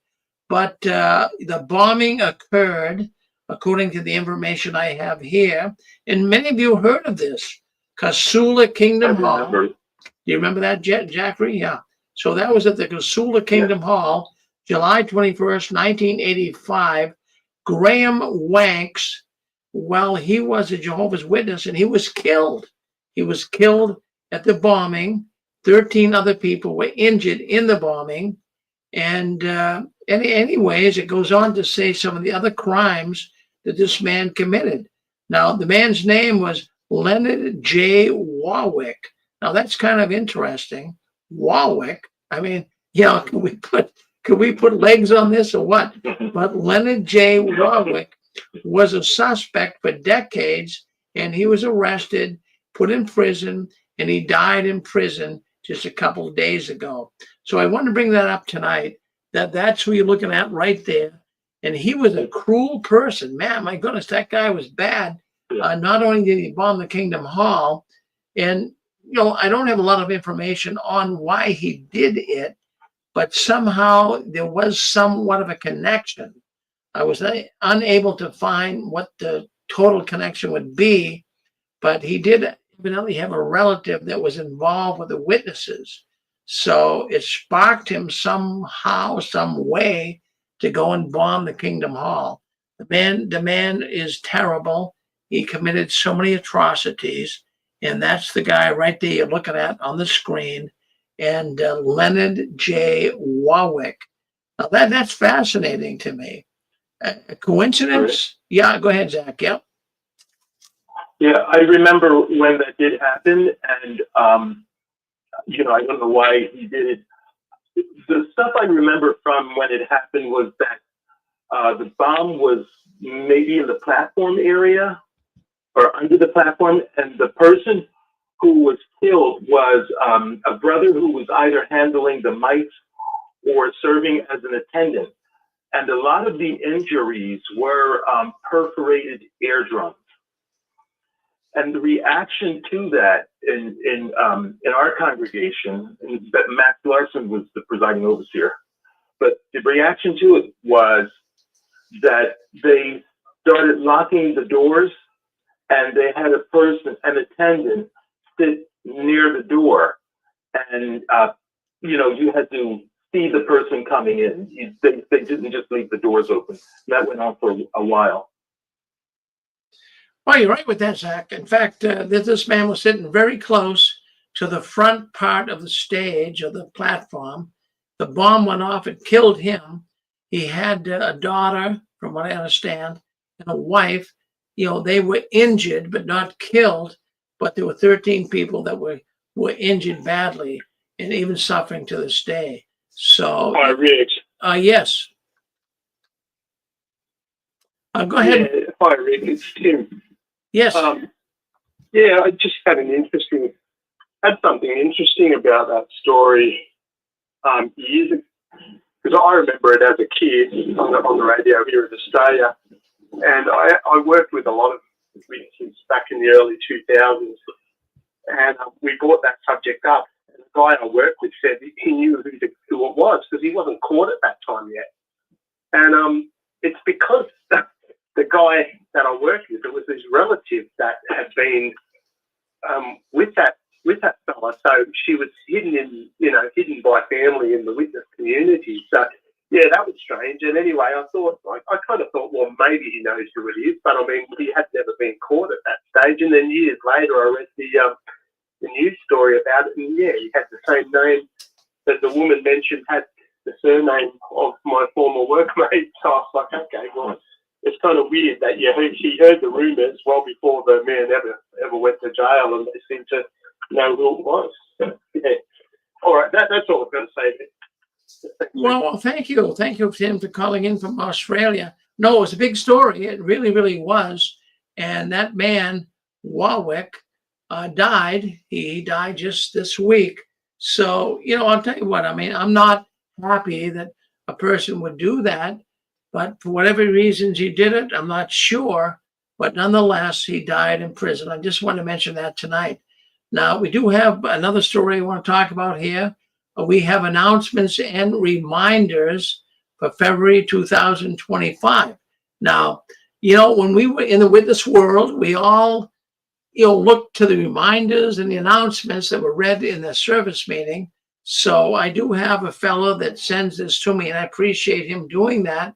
He sends me the latest announcements and reminders. So we do have the announcements and reminders for 2025 February. Now, it talks about, first of all, I'm not going to beat it to death here, but it talks about the 2025 special talk and memorial. Well, the memorial this year will be held on April 12th, 2025. And I just wanted to bring that up. And they're trying to encourage as many people as possible to come to the memorial. I mean, that's a big event for the witnesses, right? And then also they have another announcement on there, how to attack an online Well, how to attack in online. There's a lot of people right now that are really debasing or lambasting, coming against the Jehovah's Witnesses. So there is a video, how to attack an online. So in other words, someone is attacking the Watchtower. The elders now have a special tape or instruction where they can come back and at least refute what's being said. So that's something that I saw very interesting. So that's available for the witness elders to view and watch, and how they can attack and how they can actually come back and attack these online attacks against them. Okay, hospitality for visiting speakers. The Watchtower is making a kind reminder that to show hospitality to the speakers that are coming to the Kingdom Hall. I mean, you guys remember when you were witnesses, we had people come from Bethel. Now the Watchtower is reminding the congregations that it would be good if they could cover the travel expenses in offering a meal. I mean, why doesn't the Watchtower do that? Well, why can't the Watchtower is a multi-billion-dollar organization? It's been estimated they're worth $7 billion, but yet they want, hospitality being shown to these Bethel speakers coming to the congregations and speaking. And they're saying that it'd be good if the congregation could cover their travel expense and offering them a meal. I mean, this is unbelievable. Does the Watchtower spend any money at all? Do they see the significance of spending their own money? They're always asking someone else to spend it. So, okay, now while we move on, another announcement, working safely at Kingdom Halls. I mean, we know in the past that you could show up, you could do work at the Kingdom Hall, you could work on the cleaning projects, you could clean up the yard. But now they're very concerned about all of this. They're saying to make sure that you're working safely, make sure that you don't, in any way bring harm to yourself. Well, that's because the Watchtower is so concerned about being sued. Geez, they're getting paranoid over this. But the big thing I want to talk about this week with these announcements and reminders is ministerial servants. I wanted to bring this up tonight because this is very important. Ministerial servants younger than 18 years of age. This is an announcement that the elders now have that they have to consider. Now, as stated in the January 15th, 2025 announcement for congregations, a baptized brother must be at least 18 years of age to be appointed to a ministerial servant. So that was back in January 15th, 2025. You had to be 18 years of age to be a ministerial servant. Now, what we see here is there have been in the past some brothers that are younger, prior to January 15th, there were some brothers that were appointed as ministerial servants younger than 18. Now, it does not give their age, but let's say 17, let's say 16. Maybe some congregations were really in trouble of needing brothers. Let's say 15. Can you imagine that? Can you imagine a ministerial servant being 15? But anyway, let's say 17. Let's just go 1 year below 18.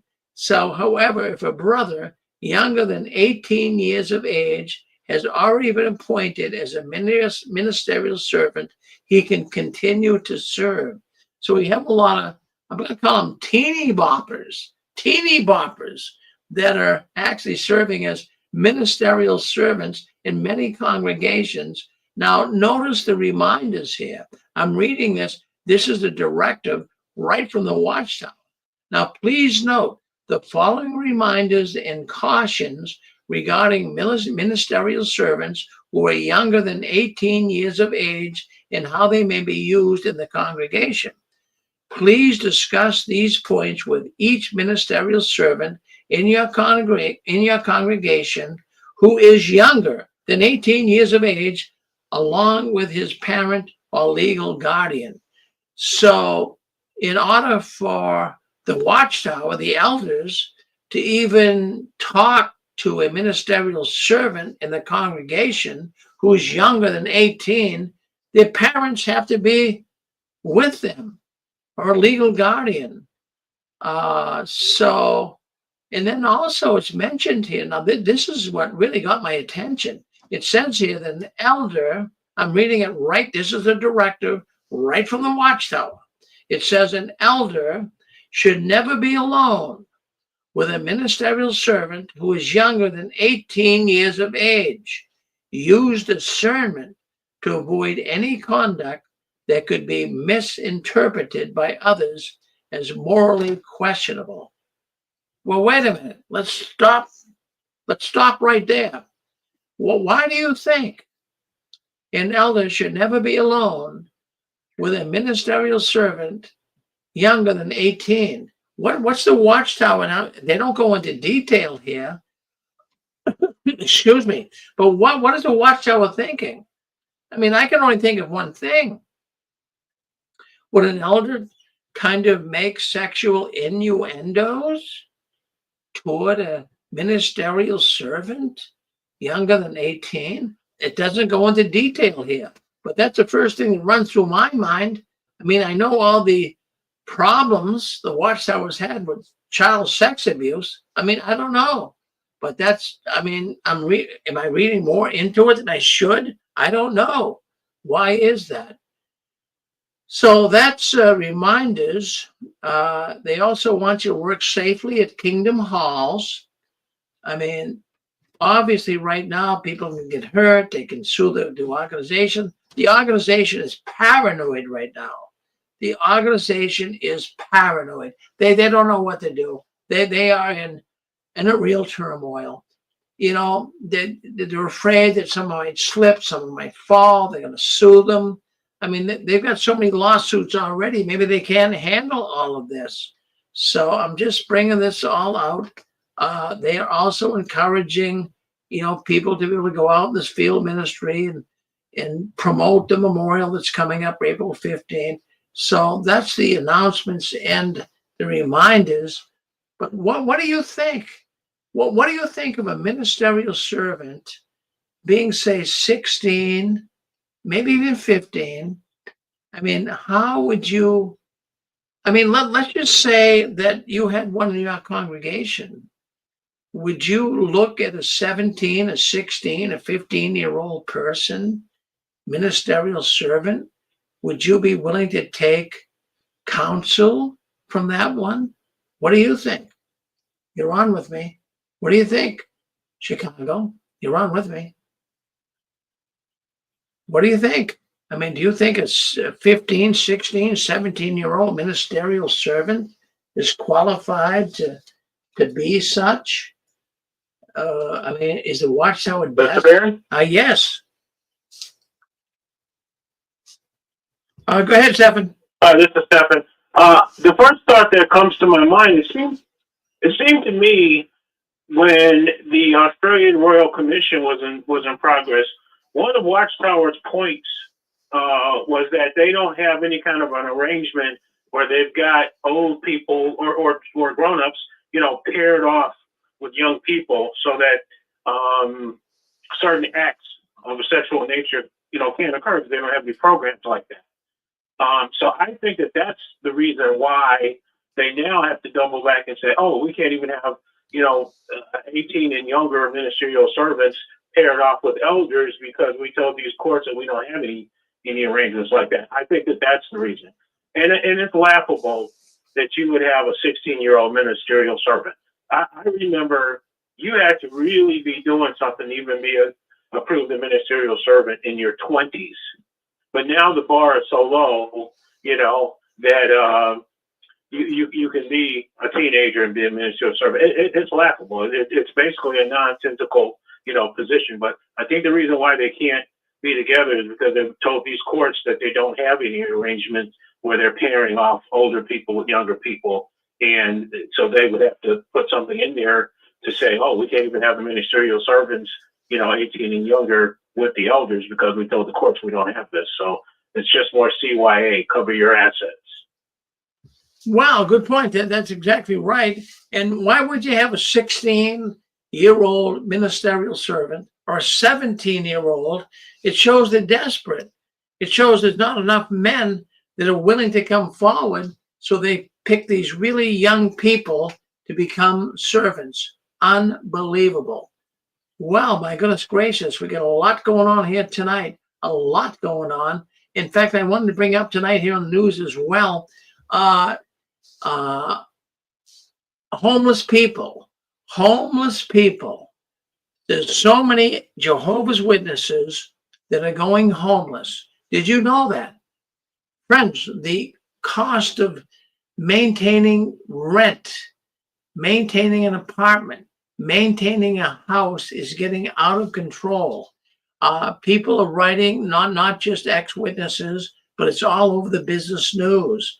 The cost of housing is at the worst point ever in the history of America. More and more people are living in their cars. They're living in storage units. They're living on the sidewalks. They're doing whatever they can to just survive. And it's terrible. And what I've found here in doing some research, there's a number of Jehovah's Witnesses as well. I mean, monumental numbers. I'm not just talking about a few, but we're talking about so many Jehovah's Witnesses that they can't afford to live anymore. They never had good jobs. They're now living in with a bunch of Jehovah's Witness families as well. They're living in their car. And not only Jehovah's Witnesses, but ex-Jehovah's Witnesses too. I mean, they come under the same gauntlet. And the reason is because, many of these Jehovah's Witness people have never been encouraged to have a good job. Armageddon's coming. Why would you want to do better? Don't pursue a career. Don't go into business. Armageddon's coming.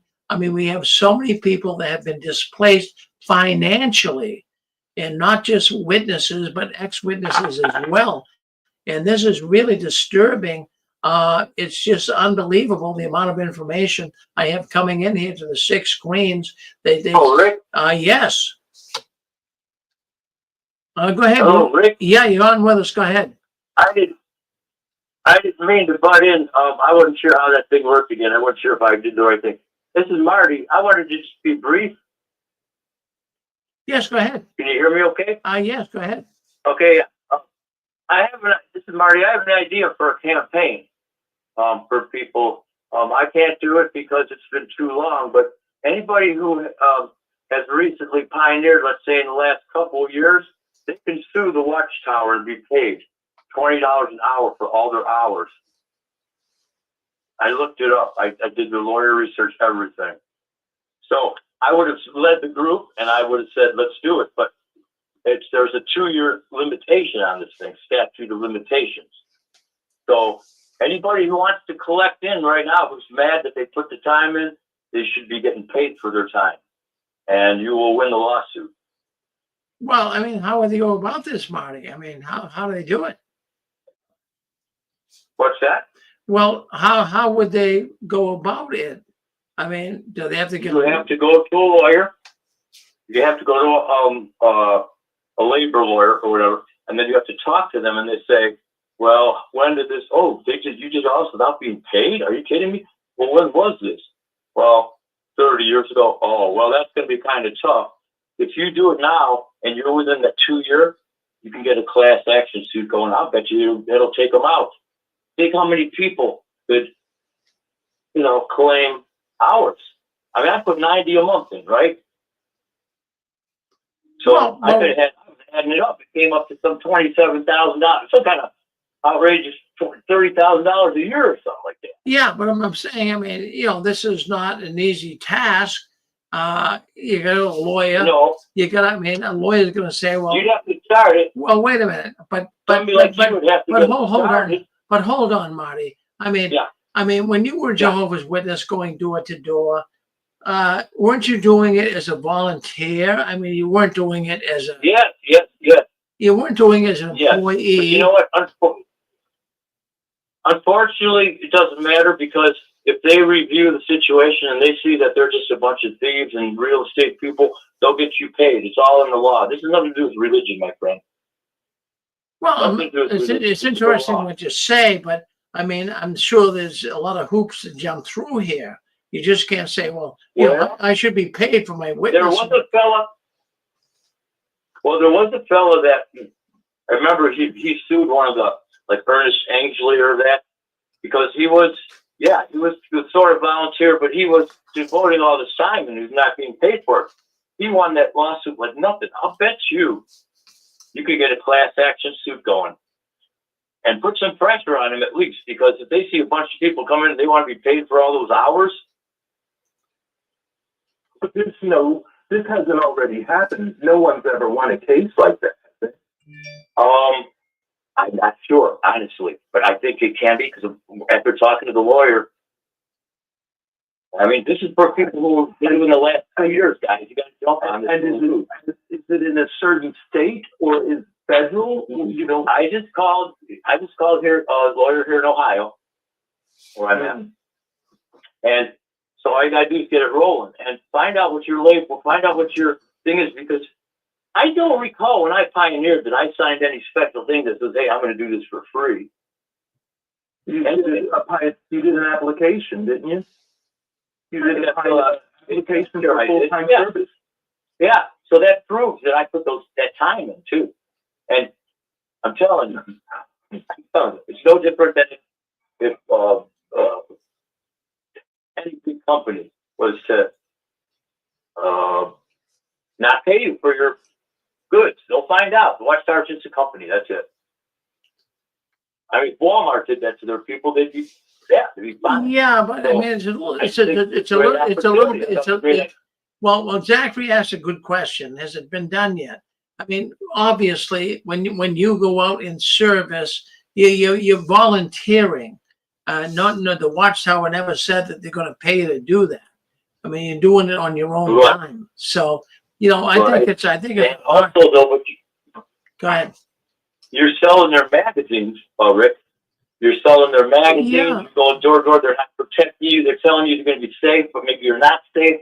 No, there's a lot of issues here. I can't be involved in it. It was too long ago for me. I'm sharing this out so that if anybody wants to jump on it, I'd like to see what happens. I think that would put pressure on them to no end. Well, I think it'd be a hard time getting a lawyer to do it. I mean, if you went to a lawyer and said, "Look, I'm a Jehovah's Witness, and you know I've been going door to door, and you know they're not paying me for it." I mean, do you think a lawyer would take a case like that? This guy was really surprised. This guy was surprised that anybody would even do that. There's no churches that just do that like that. I mean, especially when you're peddling magazines as well, and when they're putting restrictions on you and all this different stuff. But the thing is, I mean, I'm not trying to be the devil's advocate here, but nobody, the Watchtower. No, you should be. Well, yeah, but the Watchtower never said they were going to pay you to do that. I mean, we did it on our own dime. I can't see that any lawyer would take something like that on and say, "Okay, Watchtower, you owe this guy $25,000 because he was out selling magazines." I mean, I think we all know what we're getting into before we do it. But we're not talking about just one guy either. We're talking hundreds of people come in. It's going to look pretty impressive, but you have to look into it, Rick. I don't know. It sounded good to me, and that's why I bring it forward. Yeah, well, thank you. The question is, how did you explain the situation to him so that he came up with that answer? I says, well, you know, I was a Jehovah's Witness, and I was putting 90 hours a month in, and now I find out that they're this real estate conglomerate, and all they're doing is stealing money from people. They're paying down child molestation. I gave him the whole rigmarole. He goes, "You worked for 90 hours a month for 2 years for free?" And I go, "Yes, sir, I did." He goes, "Well," and he goes, "Well, how long ago was this?" And I go, "Well, about back in the 80s, you know." Mm-hmm. And he goes, "Well, that would be a little beyond statute of limitations. Let me check something." And then he gave me the 2-year thing. He said, "Yeah." It almost sounds like the way you described it. You worked for them. You described yourself as an employee. Well, No, because he knew what Jehovah Witness was. You know, these people are not stupid. So I think, listen, I say it's worth a shot. If anybody doesn't want to do it, well, maybe you guys will miss out. But you could get $35,000.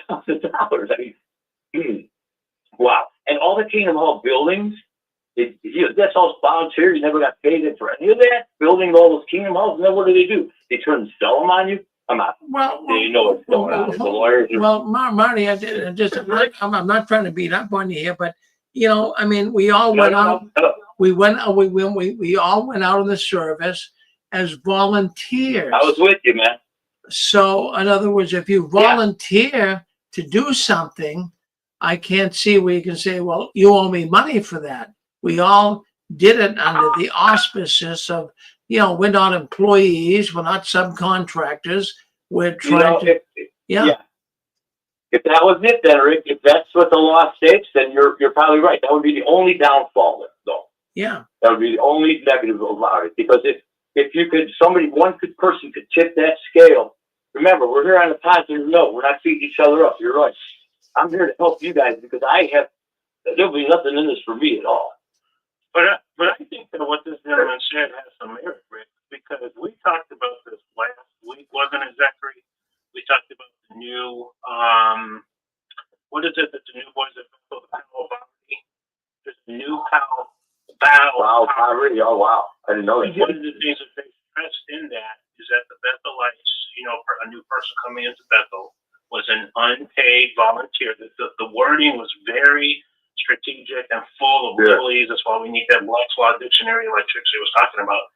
And I think that the reason why they did that is that a disgruntled employee, maybe several, must have gone and tried to get paid for their work. So they're making it very clear. And they're also making it clear that you're part of an order, just like the church. That was all in the vow. There was a video on that about 2 weeks ago. So I think what you're saying has some merit, because otherwise, why would Watchtower modify? Let me say this with the thing you just mentioned. One of the big differences is with Bethelites, the Watchtower sets your time. You have to be at the machine at this time, and you have to be, you have to work. Another good point. Making control of your time. Bethelites, they are like employees. They are like athletes because their time is set. And people, we're beyond the age now. We are beyond the age now of, little law here, little law there, people acting this. No, they know what's going on. People are rising up to all these organizations, and we're beyond the loop now where we can actually get them to listen and maybe move forward. It's not the same as it used to be. You know, they just let things go. Everybody can get together. It's not like that anymore. Rick? Yeah, go ahead, John. What are you going to say?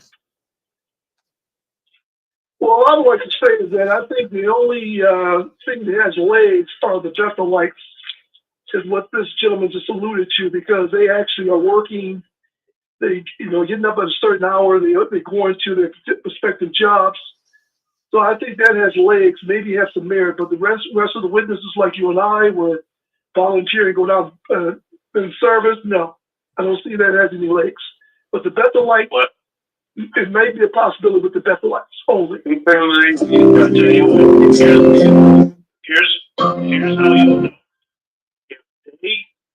If Watchtower comes out one of these days at a meeting with some sort of an announcement or a motion, or maybe they'll sneak it in with the latest blood card and the witnesses are signing something that causes them volunteers, you'll know why. You'll know why. Don't let them do it. Jump in there now. Sue them now. Get going. Because if you don't get this thing going, you will lose it. You have to jump on these things. Trump will tell you that. That's the opposite. I think that the ex-Bethelites have a better opportunity to do that. Yes. Well, maybe now, the ex-Bethelites, but the rest of us, no. The rest of us, no. It's like Rick said, there's a volunteer. You volunteer to go out and field service. No one put a gun to our heads to go out and field service. We did it voluntarily. That's beyond the point. We also never signed anything saying that we were volunteers. Right. That's true, but that's true. But also that Jehovah's Witnesses are considered a religion. And when you are a religion, you are doing things voluntarily. Like I said before, what the gentleman alluded to, The Bethelites, I can see that because they actually not only went out and field service, they also performed services. They went out to the making magazines. They were doing work. It was actually working. So I can understand with the Bethelites. But the rest of us. What about all these young brothers who went out and built all these kingdom halls for free? I bet you they can get their money too. Well, that goes right back to religion. I mean, you can volunteer to build a chapel. Yeah, but you can be suckered into it too. Not necessarily.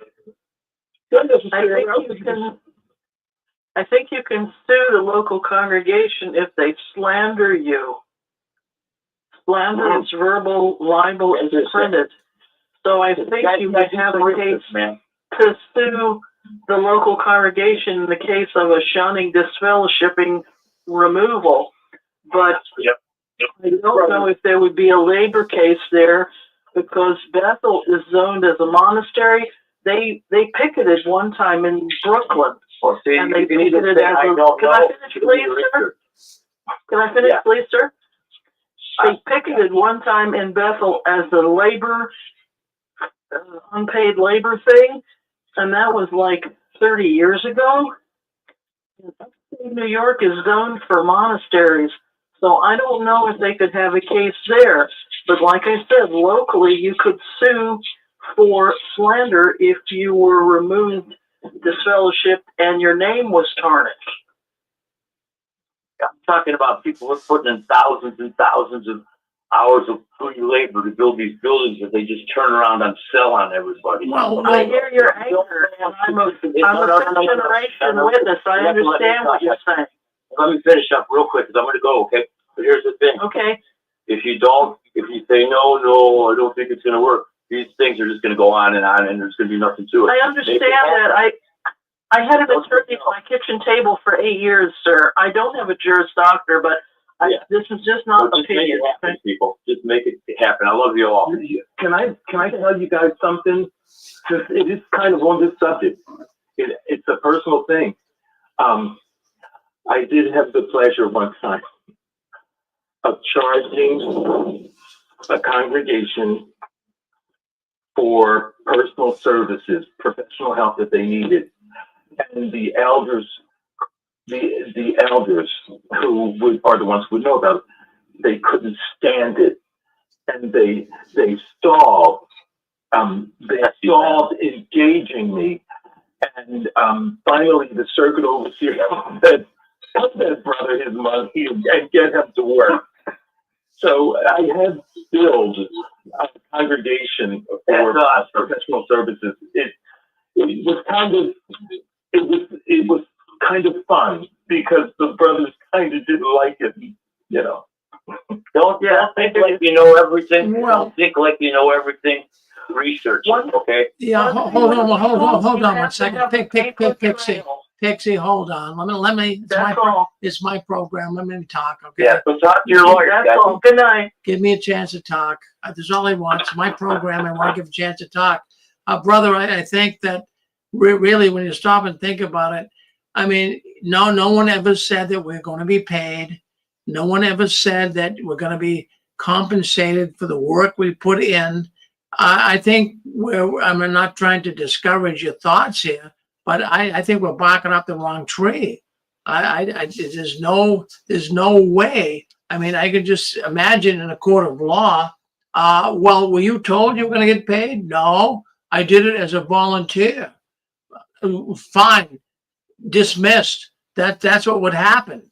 So, you know, I thank you for your thoughts on that, but I don't think that what you're saying, in fact, I know what you're saying, will not fly. It will not. But it's good to bring it up. We'd like to everything possible, but it's just not gonna work. Okay, you're on 6 screens, JW World News. Okay, can we move to the next story? I was talking about homelessness. There's a lot of Jehovah's Witnesses right now that are homeless. And why do you think they are? There's a lot of ex-Jehovah's Witnesses that are homeless too. That's the story I wanted to address here tonight. Many people are sleeping in their cars. They're sleeping on the sidewalk. You wouldn't believe it. I've got so much information coming into the 6 screens. It's big time. A lot of Jehovah's Witnesses have nowhere to live. They're living with fellow Jehovah's Witnesses. Why is this? Why are so many ex-Jehovah's Witnesses falling through the cracks as well? Because of the teachings of the Watchtower, because of what they're saying. They don't want you to get a career. They don't want you to get a better job. Just wait for Jehovah. He'll straighten it all out. So that's the story that I want to bring up tonight. Any thoughts on that? We'll move to the next story. All right. Let's go to Norway. That'll be the last story for the night. Norway, I mean, you guys have been following this at all? Norway could be the very death nail of the Watchtower. And really, I mean, this week, we know the Jehovah's Witnesses, the Watchtower organization, has been doing everything they can to try to get Norway to keep them as a religion so the Watchtower can make money, like $1.5 million a year. We know that's the case in Norway, and Norway does not like the Jehovah's Witnesses primarily because they shun people, not just older people, but young people. The Jehovah's Witness organization has been accused in Norway of shunning young people to the point of them not even having anywhere to live. So this has been an ongoing problem for the last few years. Watchtower has kept appealing. Norway, because of the Jehovah's Witness shunning policies, have revoked their registration, their religious registration from Norway. So they can't be a religion there. I mean, they can still operate, but they can't officiate weddings. And I believe that also applies to funerals as well. So Norway is very upset with the Jehovah's Witnesses. They're very uncomfortable with the way the Watchtower works in shunning people. That's the main issue in Norway. And just this week, there was an appeal. The Watchtower is trying to tell Norway that they don't shun people. They don't hurt people when they leave. And that's a bald-faced lie. There's a lawyer. His name is Ransdell, Anders Ransdell, and he worked for the Watchtower. And he is telling Norway that the Watchtower doesn't do what people say it does. They've had a number of Jehovah's Witnesses come in this week and testify how ugly, how inhuman it is that when you are disfellowshipped or you no longer are one of Jehovah's Witnesses, how you lose your whole family. Well, this lawyer, he denied that. He says that these people coming forward, you're not hearing the whole story. Well, they had a number of people come in from pretty much all over Norway and Iceland saying how the Jehovah's Witnesses do indeed hurt people. When you no longer want to be one of Jehovah's Witnesses, you will be shunned.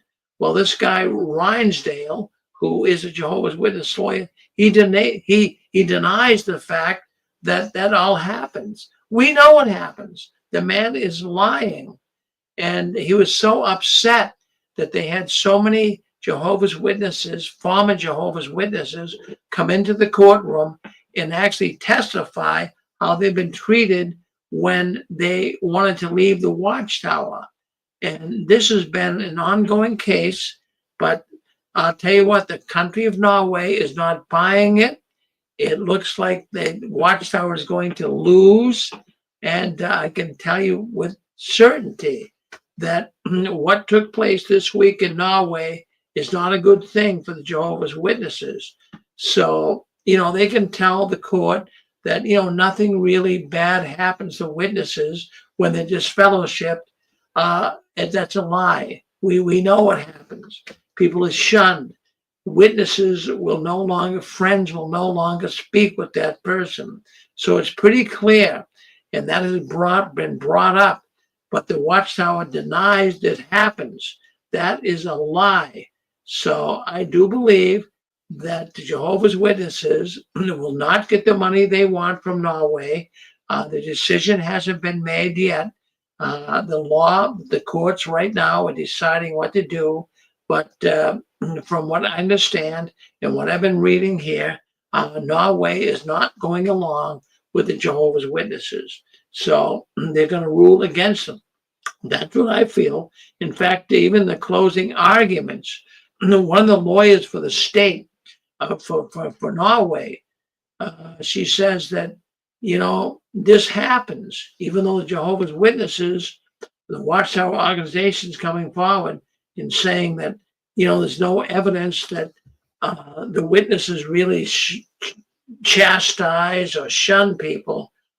This witness or this lawyer for the state or for the Norwegian government, excuse me, got a frog in my throat. So this lawyer came forward and saying that the Norwegian government, after adequately investigating, there is sufficient evidence that the Jehovah's Witnesses do shun people and hurt people. So I don't think the Jehovah's Witnesses have a fighting chance in Norway. The decision will be out soon. So that's good news. That's good news. More and more governments are coming down on the Jehovah's Witnesses. So if there's any thoughts, any questions on what you heard here tonight, go ahead. Hit star. Yeah, go ahead. Yeah. Yeah, go ahead. Yeah.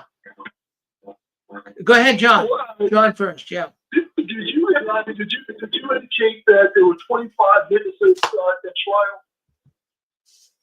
I'm sorry, go ahead, come again, John.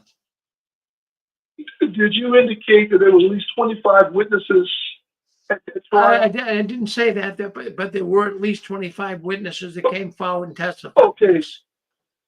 Okay, now all 25 of them are confirming that the witnesses indeed shot. So I don't understand what the Watchtower lawyers are talking about. How can you possibly deny that when you got 25 people saying the same thing, that they're being shot? I mean, that's very convincing to the court of Norway. So I don't understand how the Watchtower lawyers stand a chance of winning their case. Well, they don't. I don't understand it. I'm sorry, John. They don't stand a chance. Now the Watchtower lawyer, his name is Rysdell, and he's a bald-faced liar, and he's complaining.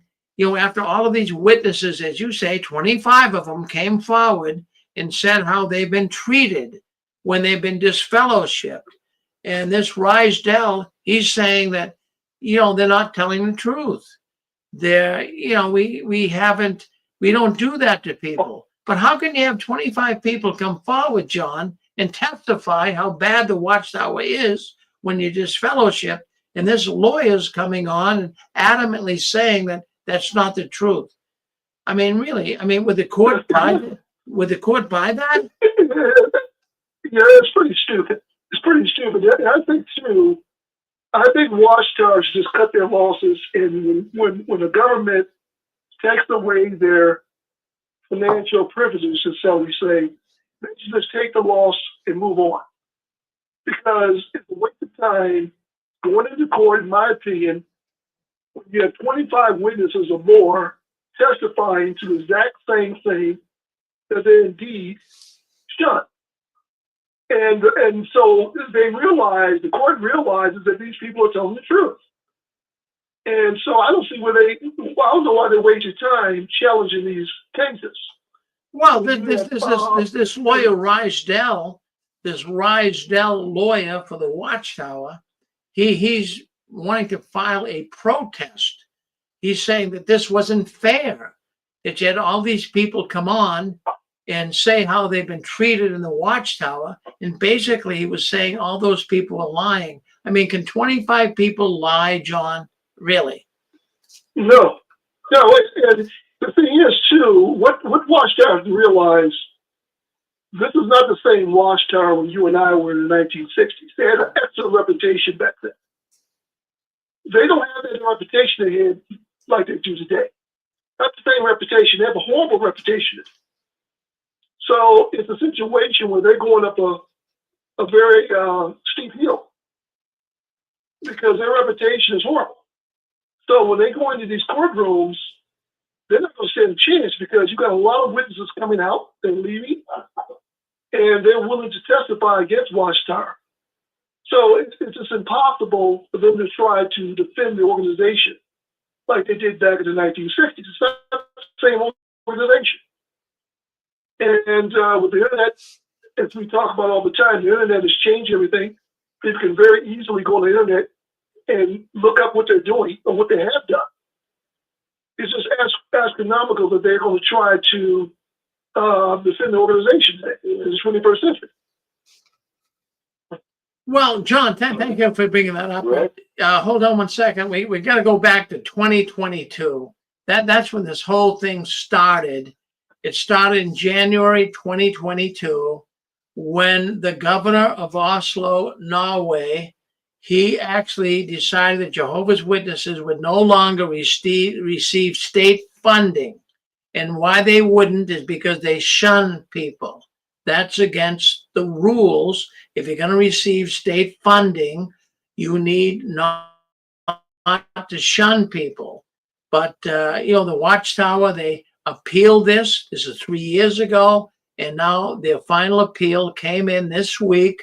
It doesn't look good for the Watchtower. I don't think Norway is going to any way say, okay, fine, Watchtower, we're on your side. It looks bad for the Watchtower. Now, this could also, now what's going to happen, because the Watchtower kept appealing and appealing, other nations in Europe, Iceland, for example, is one.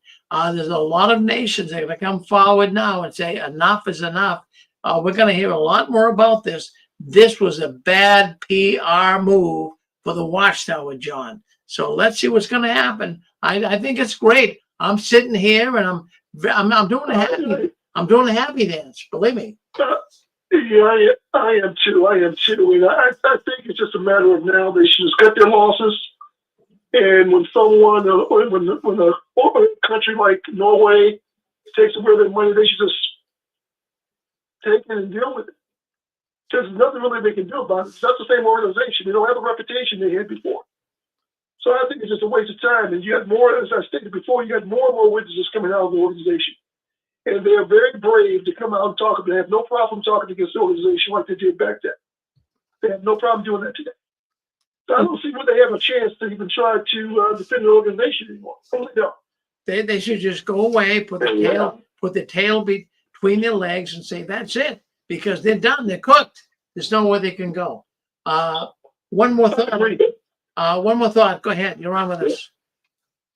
Who's next? Go ahead. Yeah, please. We also saw that video that Linda James alluded to earlier in the evening about the sister washing the dishes in the disfellowship's daughter calls, and she looks down at the phone and she knows it's her daughter, and she just shakes her head, and the husband looks and he just bows his head. That video has been taken down by the Watchtower.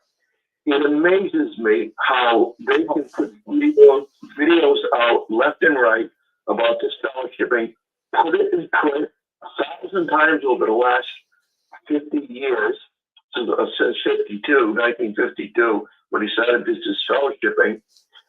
Just oceans and oceans and oceans of evidence that they disfellowship, they shun, and families, it breaks up families. There's just oceans of it. And yet, with all that evidence, these Watchtower lawyers will bold-facedly lie to governments. And it amazes me that other Jehovah's Witnesses, PMOs, if you will, can see this, can hear this, and still stay in that lying organization. And they call it the truth. It's just the opposite. When you're a Jehovah's Witness, you are in the lie. Thank you, Rick. Well, well, hold on one second. Let's just go with Stefan, and then we'll go to Maverick. Go ahead. I just wanted to piggyback off of what Brother Morgan just said. Not only are they speaking the lie, but the Jehovah's Witnesses clogged up the courtroom. The lady, one of the sisters that was there, who was an ex-witness, was reporting on this. She talked about how when they got ready to go into the courtroom to sit down, the witnesses all pushed past them and took up all the seating in the courtroom so that none of the ex-witnesses could sit in the courtroom to be there to support the ex-witnesses that were giving their testimony. And they said it was so shocking that the court made a lot of them get up and give their seats up, because some of them even sat in the press areas, areas dedicated to the press. So it's not just, you know, this is going on in court and witnesses don't know. Witnesses are actually being sent there, and they're going there, and they're listening to all these lies, and they still say, I mean, this gets to a level of brainwashing and indoctrination that's truly frightening. Well, it is. I mean, when an organization has to come on and lie, trying to get people to believe the fact that they're a great organization, Norway has caught them in a big time lie. Go ahead. You're on with us. Go ahead. Oh, really? Let's go with Tim. Let's go with Tim. Yeah. Go ahead, Ken. Go ahead. Tim, sorry. Yeah. Just a few thoughts on that Norway thing. Someone mentioned about that Shunning video they removed. That was actually brought up in court again. They played it, and the lawyer of the witness said it was removed, and they asked him why, and he claimed he didn't know. But the thing is, one of the commentaries talking about it was also saying that they still can appeal to the European Court of Human Rights, where they, if they do, apparently they've got like a 25 or 30 win, 0 loss record in that court. So someone's definitely on their side in the European Court, so whether they go that far or not. I was going to say, win or lose, there's also the thing called the court of public opinion, and everyone can see who's lying and who's telling the truth, which is very important because that can bring people out. And I will probably touch on the previous point about someone saying about suing them for hours.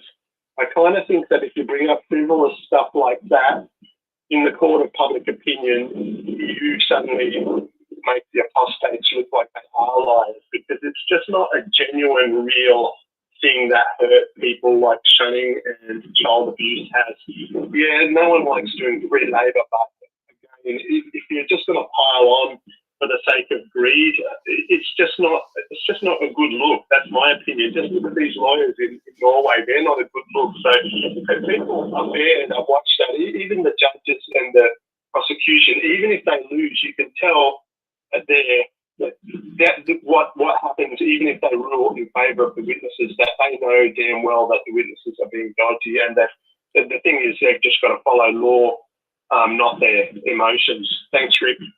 Well, thank you for chiming in with us, Tim from Australia.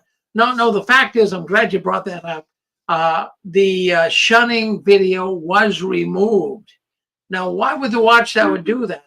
That was indicting. And for that lawyer to say he doesn't know why it was removed because they don't want it on there. That would indict them. Now, that shunning video had to do, you guys remember, I believe it was back in 2016, 2017, there was a video put out by the Watchtower that showed a young girl. She committed immorality. She was disfellowshipped, and her parents had nothing to do with her. And then what she tried to do is call her mother, and the mother would not answer the phone. You guys remember the video. That was removed. That was taken off of jw.org, nowhere to be seen. Now, why would they do that? They did that because they didn't want the Norway government to see the fact that they do shun people. I mean, really. And that was brought up, that video was brought up by a lawyer showing he was with the he's with the government of Australia, and he was showing that video indicted them. So they have nowhere to go. They are caught red-handed. These guys shun, they hurt people. The Norwegian government sees it. I don't see where the government is going to side with the witnesses.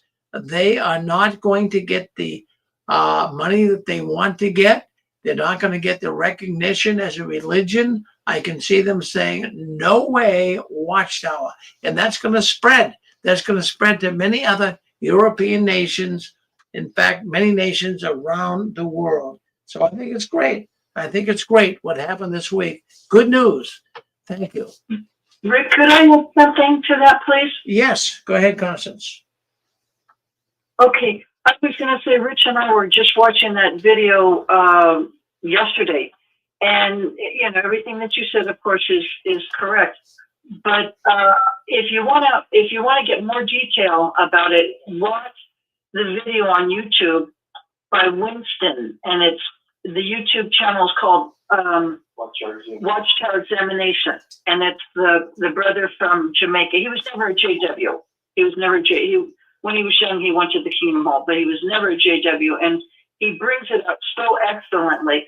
The thing is, Rick, to add to what you said, with the situation in Norway, what happened is that young girl, you're right, you know, she committed fornication, she fell in love with this boyfriend who was not a witness, and her parents, as she got this fellowship, oh my God, the look on the father's face when she was announced at the Kingdom Hall. I said to Rick, I said to Rich, I said, oh my God, looked like the father could kill her. But the point is as she, you know, she was disfellowship, her parents had nothing to do with her. Then time went on and she moved on with her life. And she had 2 children. Now, I'm not sure if she was married. That part they didn't say. But maybe she did. But she had 2 children, little boy and a girl. And then she wants to come back eventually to the Kingdom Hall. But let's just back up. So she has this little boy and girl, and they're sitting at the table and they're drawing. And of course, they don't get to know their grandparents because of the shunning policy. And the grandparents don't get to even know the grandchildren. And this is what really ticked off Norway. This is where Watchtower got fried on this. Because not only was the daughter disfellowship, but her children, the grandchildren, were also treated as if they were disfellowshipped because of Watchtower's policies. And they never even got to meet their grandparents. And when Norway saw that, they thought, you know what, this is totally ridiculous, and there is no turning back. And Norway had a female attorney, and she was like a pit bull, which I absolutely love. She went right after Watchtower in the courtroom, and Watchtower wanted to try to deny it, and she would not back down. And it came down to not only shunning your children, but any of their heirs, which in this case were the grandchildren. And so if you really want to watch the video, and then of course the gal decided to come back to Jehovah, and she wanted to be reinstated, and she was reinstated. But watch the YouTube channel called Watchtower Examination, and the brother's name is Winston, and he explains it beautifully. He'll show you the clip and everything. And Rick, you're absolutely right. Watchtower took that down because it was very incriminating to them in the court of law. So, pathological liars. Yeah, they're pathological liars. Yeah, and then the lawyer for the Watchtower doesn't know why they took it down. I mean, come on, you know?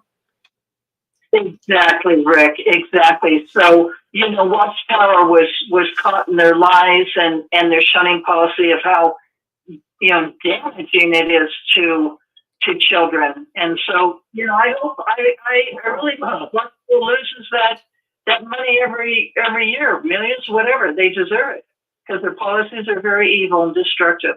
Thank you, Rick. Well, thank you, Constance. I mean, that solidifies everything. Yeah, go ahead. You're on with us.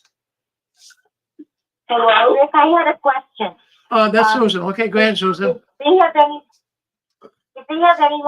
Did they mention any suicides or things that were mentioned? Was that discussed at all in Norway?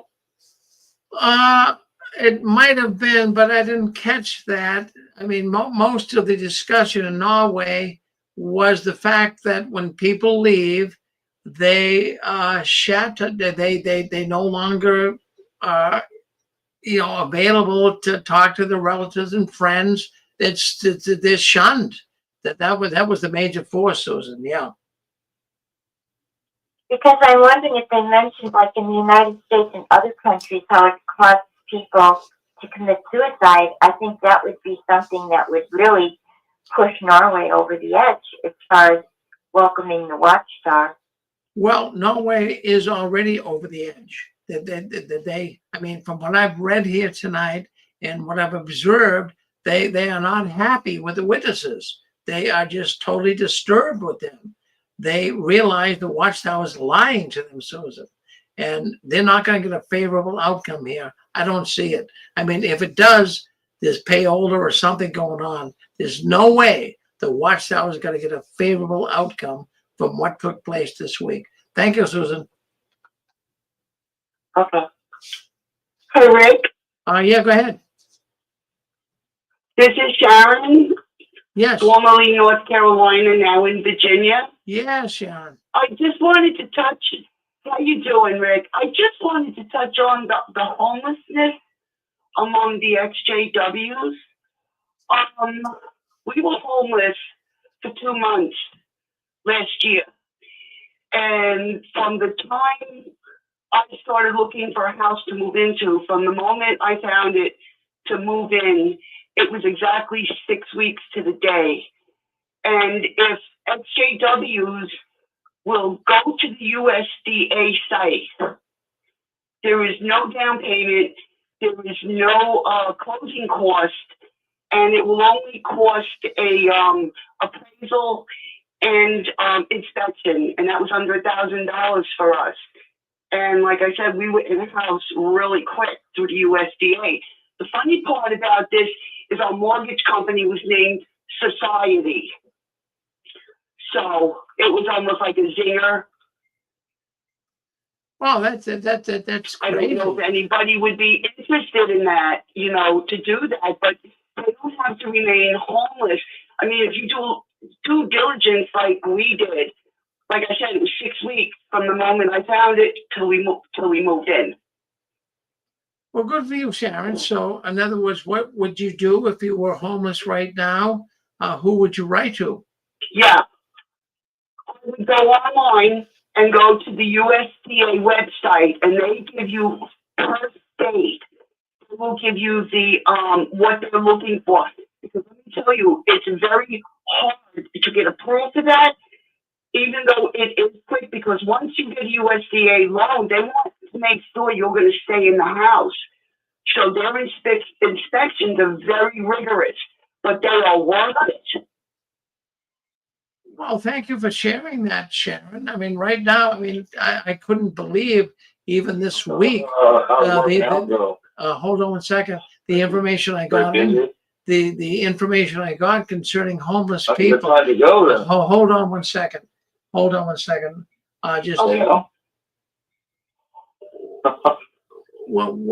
Who's coming on? What do you want to say?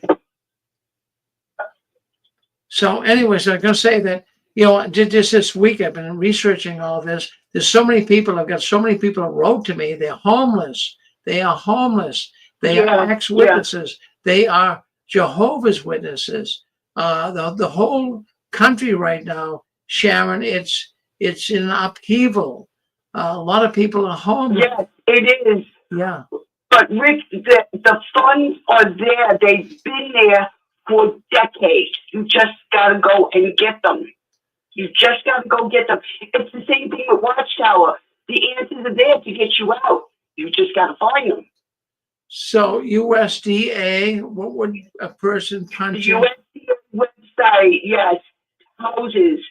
The USDA website, yeah.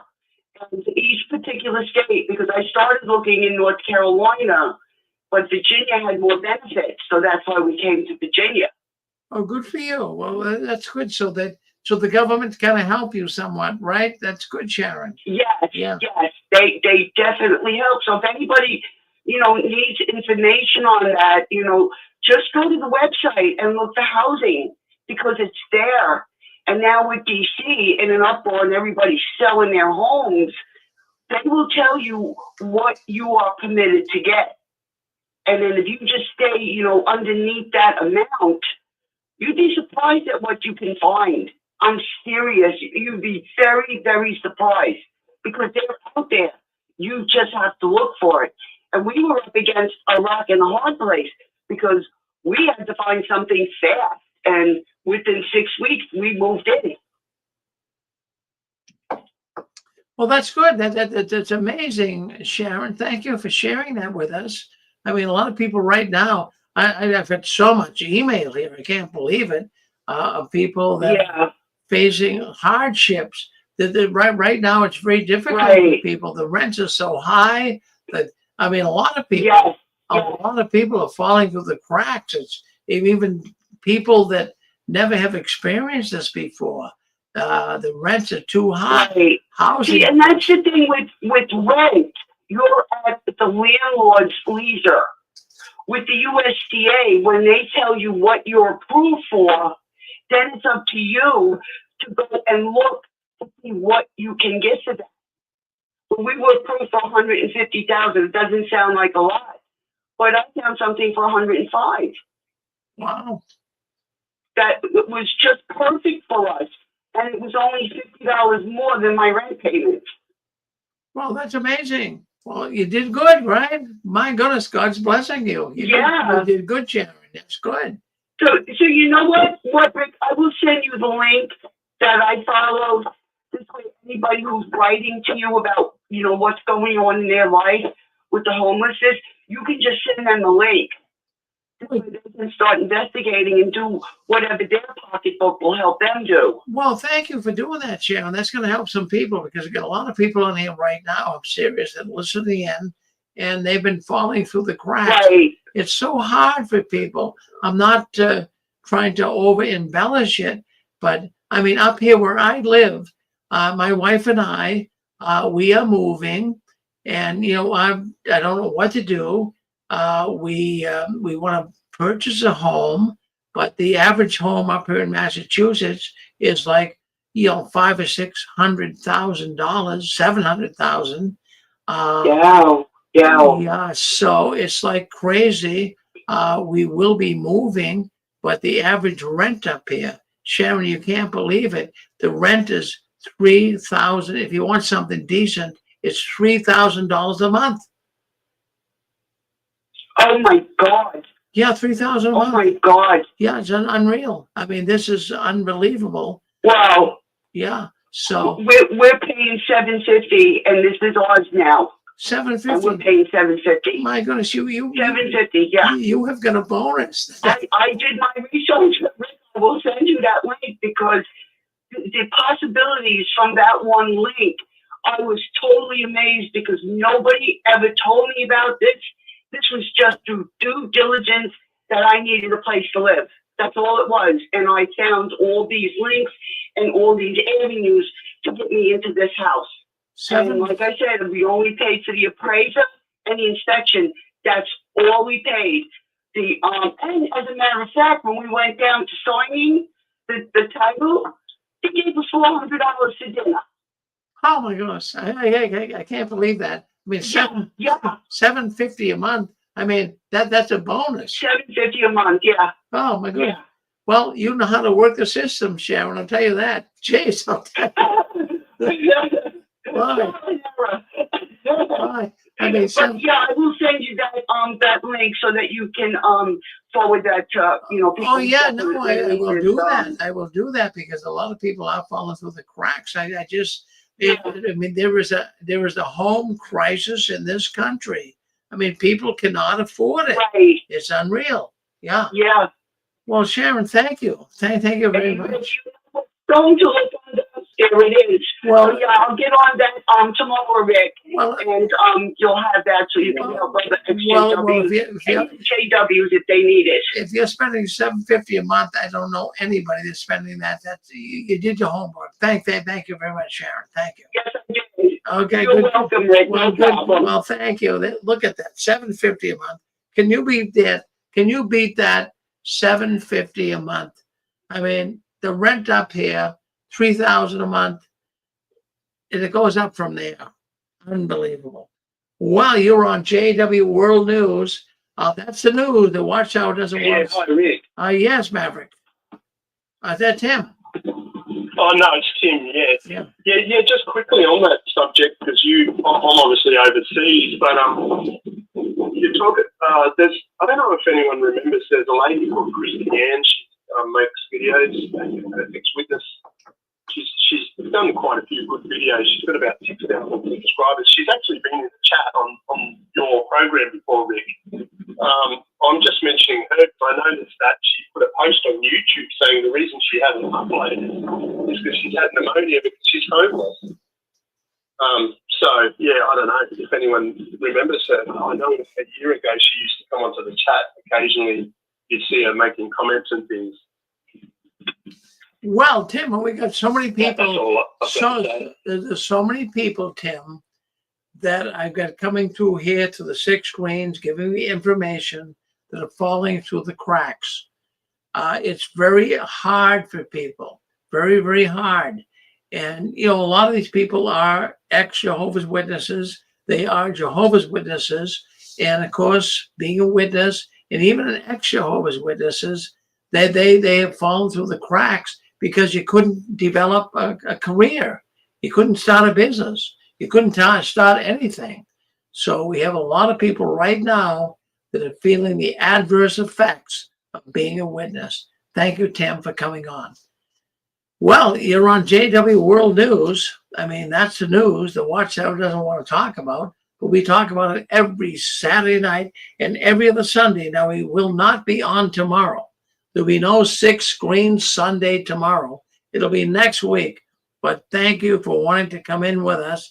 Our 6 Screen Sunday programming is exploding. So thank all those people that come in on Sunday. Well, I think that might be, I get some more stuff here, but we don't have time. We got Eric. He's going to be coming in with his program, Awakening After the Watchtower. But before we do that, we have to go to the duck game. You love the duck game, right? We got to play the duck game. So let me see if we can't do that. Let me just see what we got going on here. Okay. So we're going to play the duck game. So you guys ready for that? I want you to win $100. I put a bunch of books out today. I went to the post office.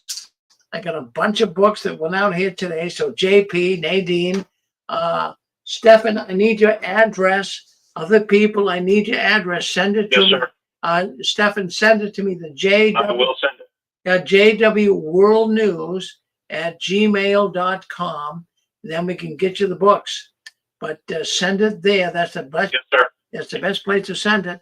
So I got a bunch of books that went out today. So you'll be getting them in the next week or so.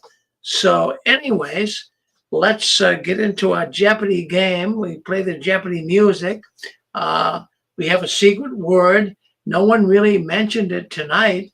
I don't think. If someone did, certainly mention to me so I can correct it. But anyways, we got some questions we're going to ask. You can win some books. We get some books. We certainly appreciate Nathan Natus, Jim Hale out of Washington. He's a former Jehovah's Witness. He's given us books to give out. So we want to give books out. The more books get out, the better I feel. So let's get into it tonight. Let's ask some of the questions that you might be able to answer. So let's do that right now. Let's go into our duck game. Okay, so the first question tonight, can someone give me the address? I'm looking for the address of the Watchtower when they were in Brooklyn. Now, don't answer until the Jeopardy music is over. You can win some books. 5 points gives you a book. 12 points gives you $100. So you get 1 point for every question that you answer. You have to keep score. You have to keep it on the honor system. So let's go with this. So the question is, what is the address when the Watchtower was in Brooklyn? Give me the address.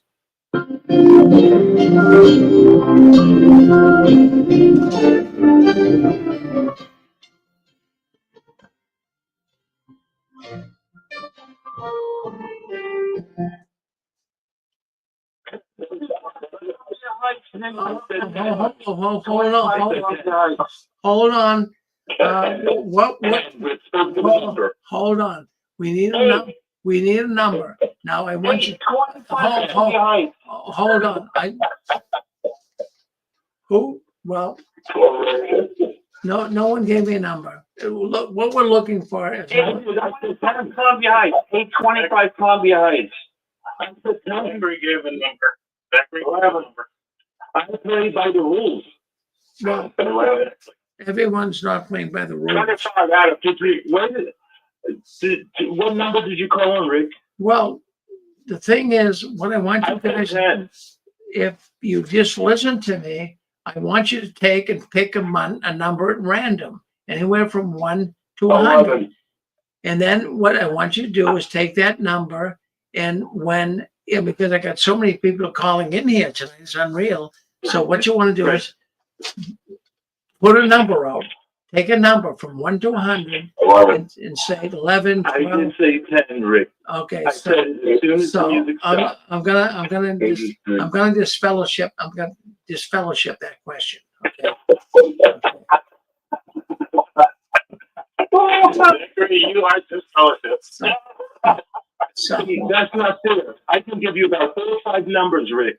Well, you didn't say which address you want. All right, so Zachary, I know that appeal committee. I want to appeal this. No, wait a minute. You didn't say whether you want the headquarters, factory, the branch, or shipping, or any of that stuff. All right. Well, let's. So okay. So what I'm going to do. Okay. So let me do this. Let me do it once again.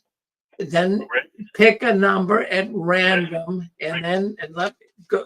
Just no, I'm not going to answer any questions right now. Which I did. And Stephen just told you that I did because I did say a number. He's a competitor, so he was honest.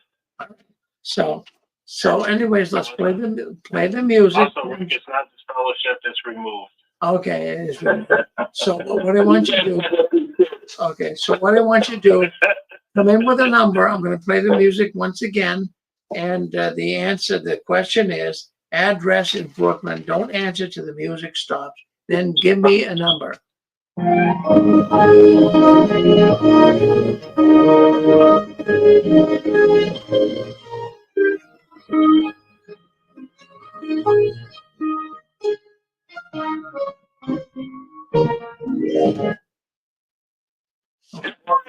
Hey. I heard 3 first. Who's 3? Okay, who's 8? 11. Who's 8? Yeah, 125 Columbia Heights, Brooklyn, New York. Who is that? Nope, that's not it. Oh, hold on. Who's number 8? Let's take one thing at a time. I am Craig.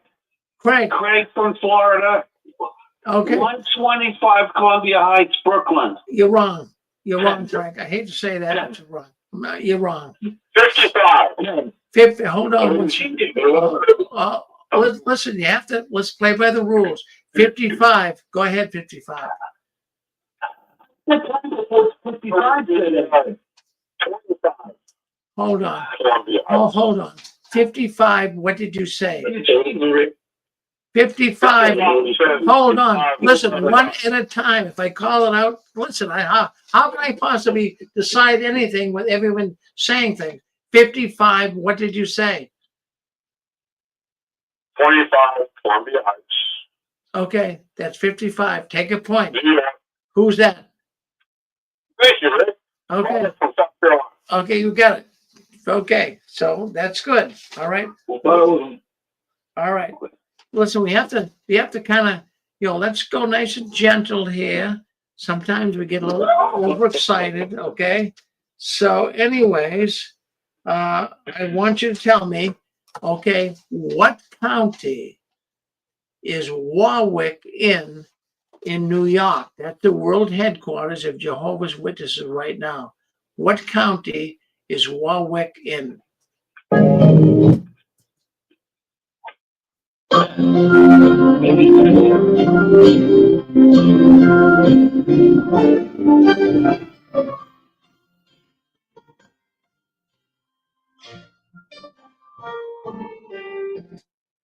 what county?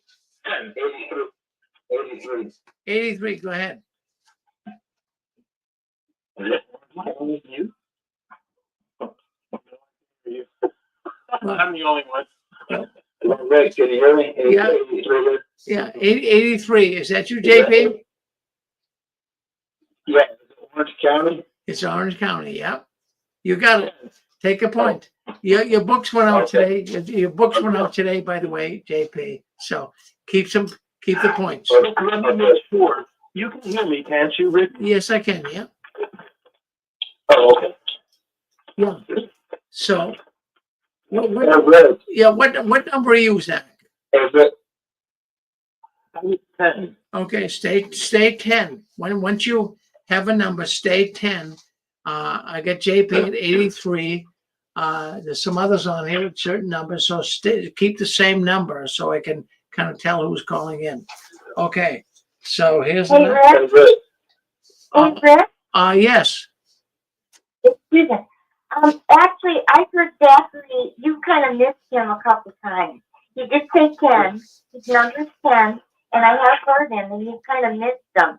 I feel bad. He's playing by the rules. Well, yeah, thanks so much. Now, Rick, the first one, I can give you some other addresses if you want. Well, Susan, the first thing is I was deliberately not asking Zachary. No, I'm only. Oh, okay.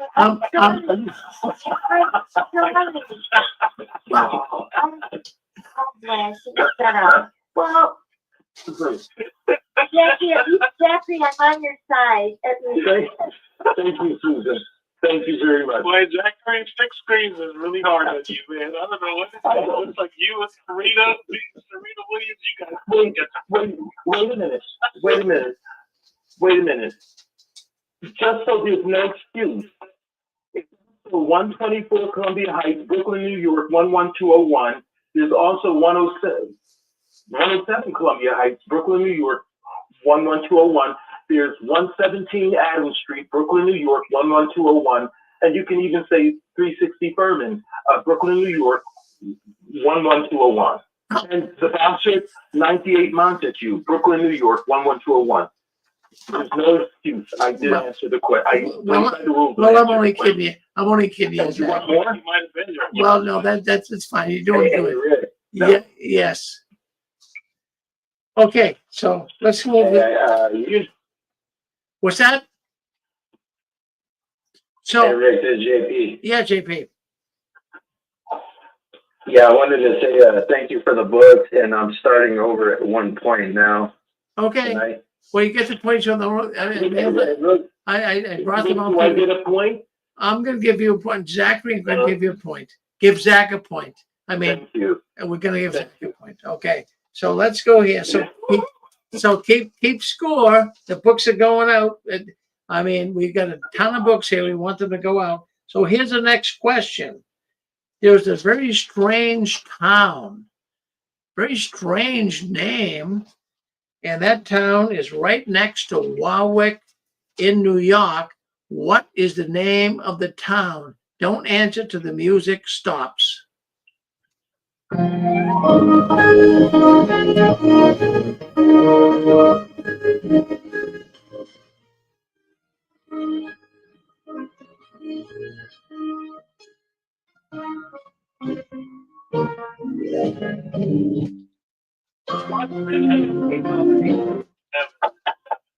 So, 10, 3. Hold on. Hold on. I heard number 11. Who's number 11?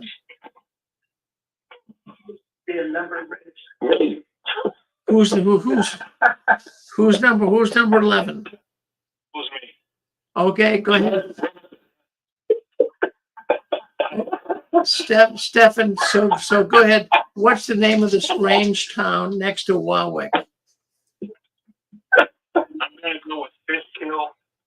No, that's not it. That's not it. 10. 10, go ahead, Penn. Cupido? Yeah, who's number 10? You got it. Who's number 10? Zachary. Yeah. Zachary, you got it. My goodness, Zachary. I mean, I'm gonna almost. You're too good for this game. It's like a cow card counter at Las Vegas. I mean, you're too good. I mean, you're too good. I like to think our carrier got tuxedo.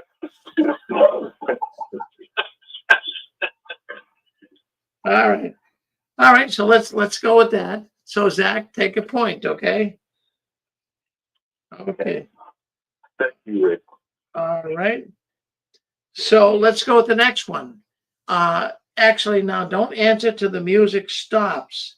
I want you to tell me, I mean, when you look at Watchtower literature certainly is filled with lies. But in 2013, they came forward with something that was the strangest thing that has ever been said in the Watchtower. Can someone tell me what was initiated in 2013 in the Watchtower publications?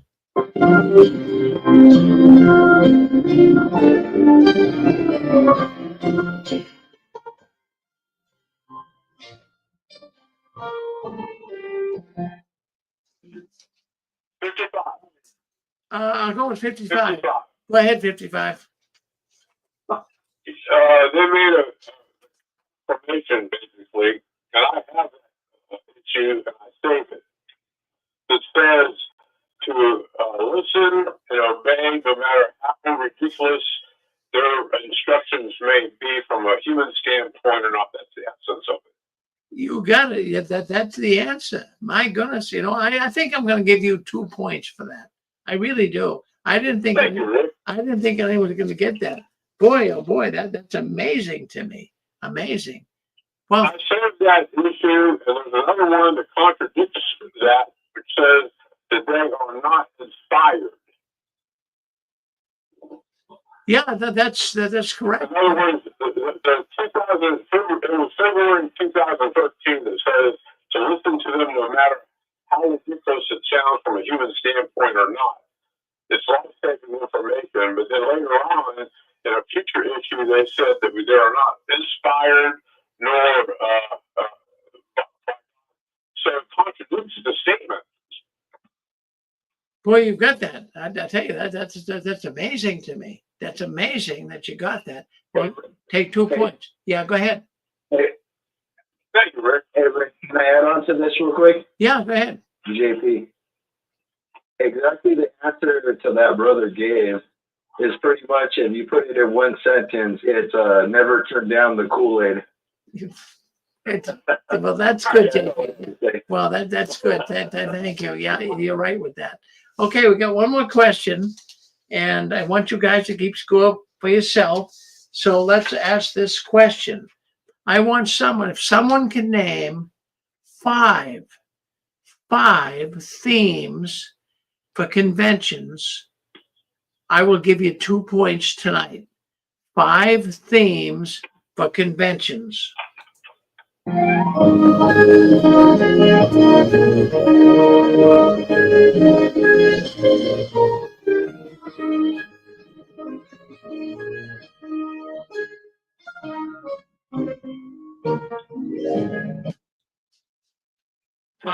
5 themes. Who wants it?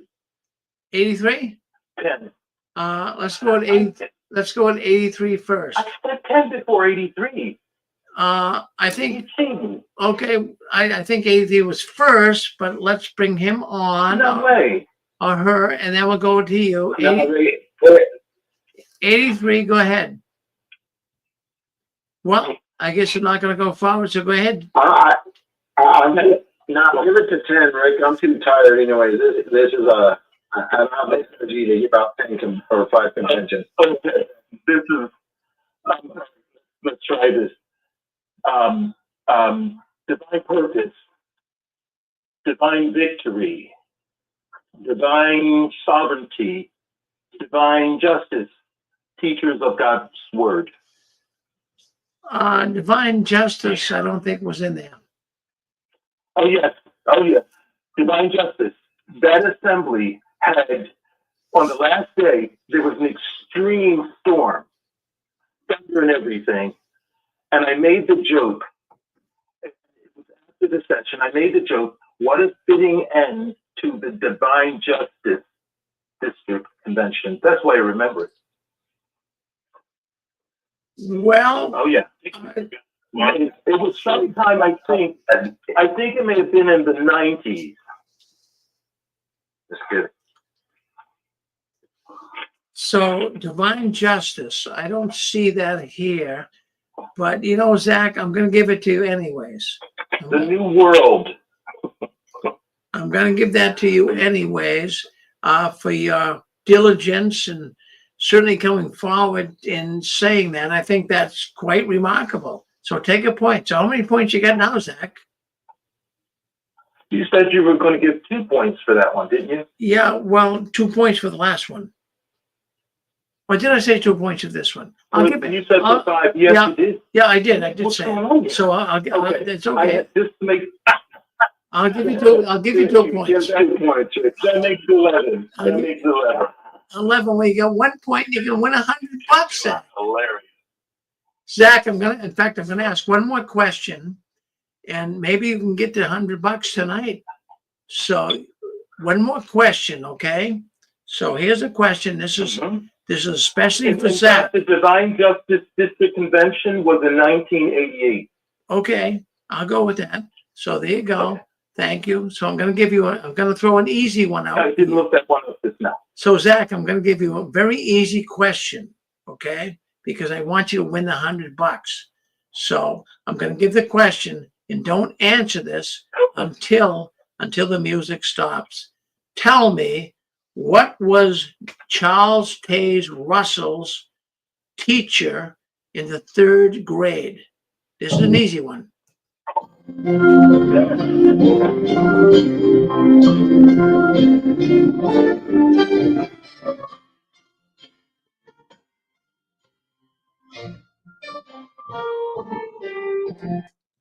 Zach? 83.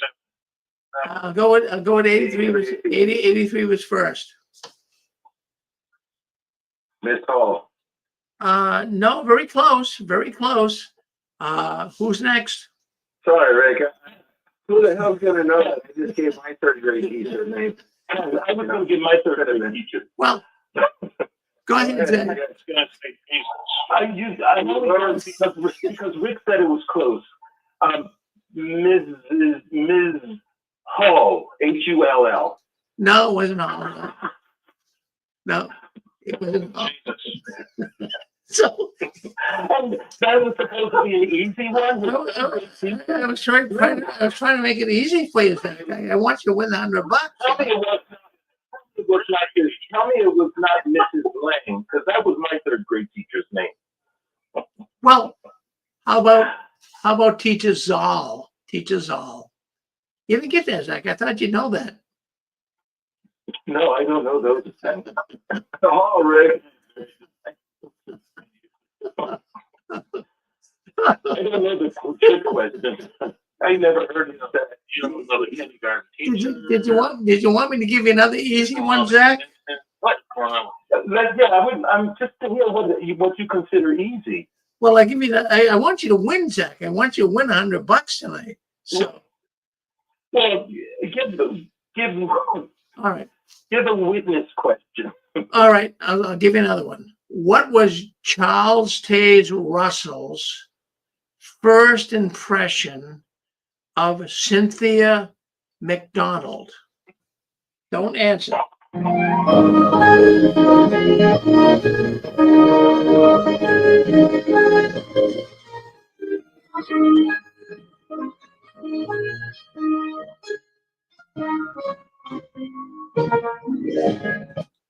That's worth 2 points. Zach, I'm sure you must know this. What was Charles Taze Russell's first impression of Cynthia McDonald? No, I don't know that. Does anybody know it? Well, yeah. Cynthia McDonald. We'll say that. We'll say that for next week. I want to answer if I can. He thought that she was very impressive with her knowledge of the Bible. Very close, but no cigar. Yeah. Well, let's move. Those might have been trick questions, but anyways, we'll continue next week. Thank you, Zach. Thank you all for joining in tonight and wanting to answer some of these questions. Thank you very much. Thank you. A good one. All right. All right. All right. So let's, well, we're going to end it here. We're going to end the program here. We've got Eric. Yeah, the program here. Yeah. Rick? Yeah. Yeah. Can I ask just a quick question, Jack? I'm just curious. I've been trying to figure this out. What was the year when you and Rich and the other JWs went up to the headquarters in New York a few years ago? What year was that? 2017. Okay, perfect. I just needed to know that. Thank you, Jared. All right. Well, thank you, Constance. Thank you, everyone, for coming into the Six Screens tonight. Boy, we had fun. We really had a lot of fun. I want to thank you all for being part of the program tonight. All you people in chat, all you people calling in. This is what makes the Six Screens kind of unique. And we love Zach. We love Zach. Anytime you leave with Serena Williams. I know we pick on Zach, but we love Zach. Thank you, Zach, for being a good sport tonight. So let's end the program here, and I want you guys to keep standing tall. Don't you ever give up. Don't you ever give in. I want you to keep waving the flag of victory.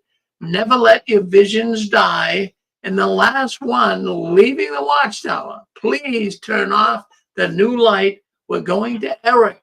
He got a program, Awakening After the Watchtower. He's coming on next. Stay with us. Thank you for being with us tonight. All right.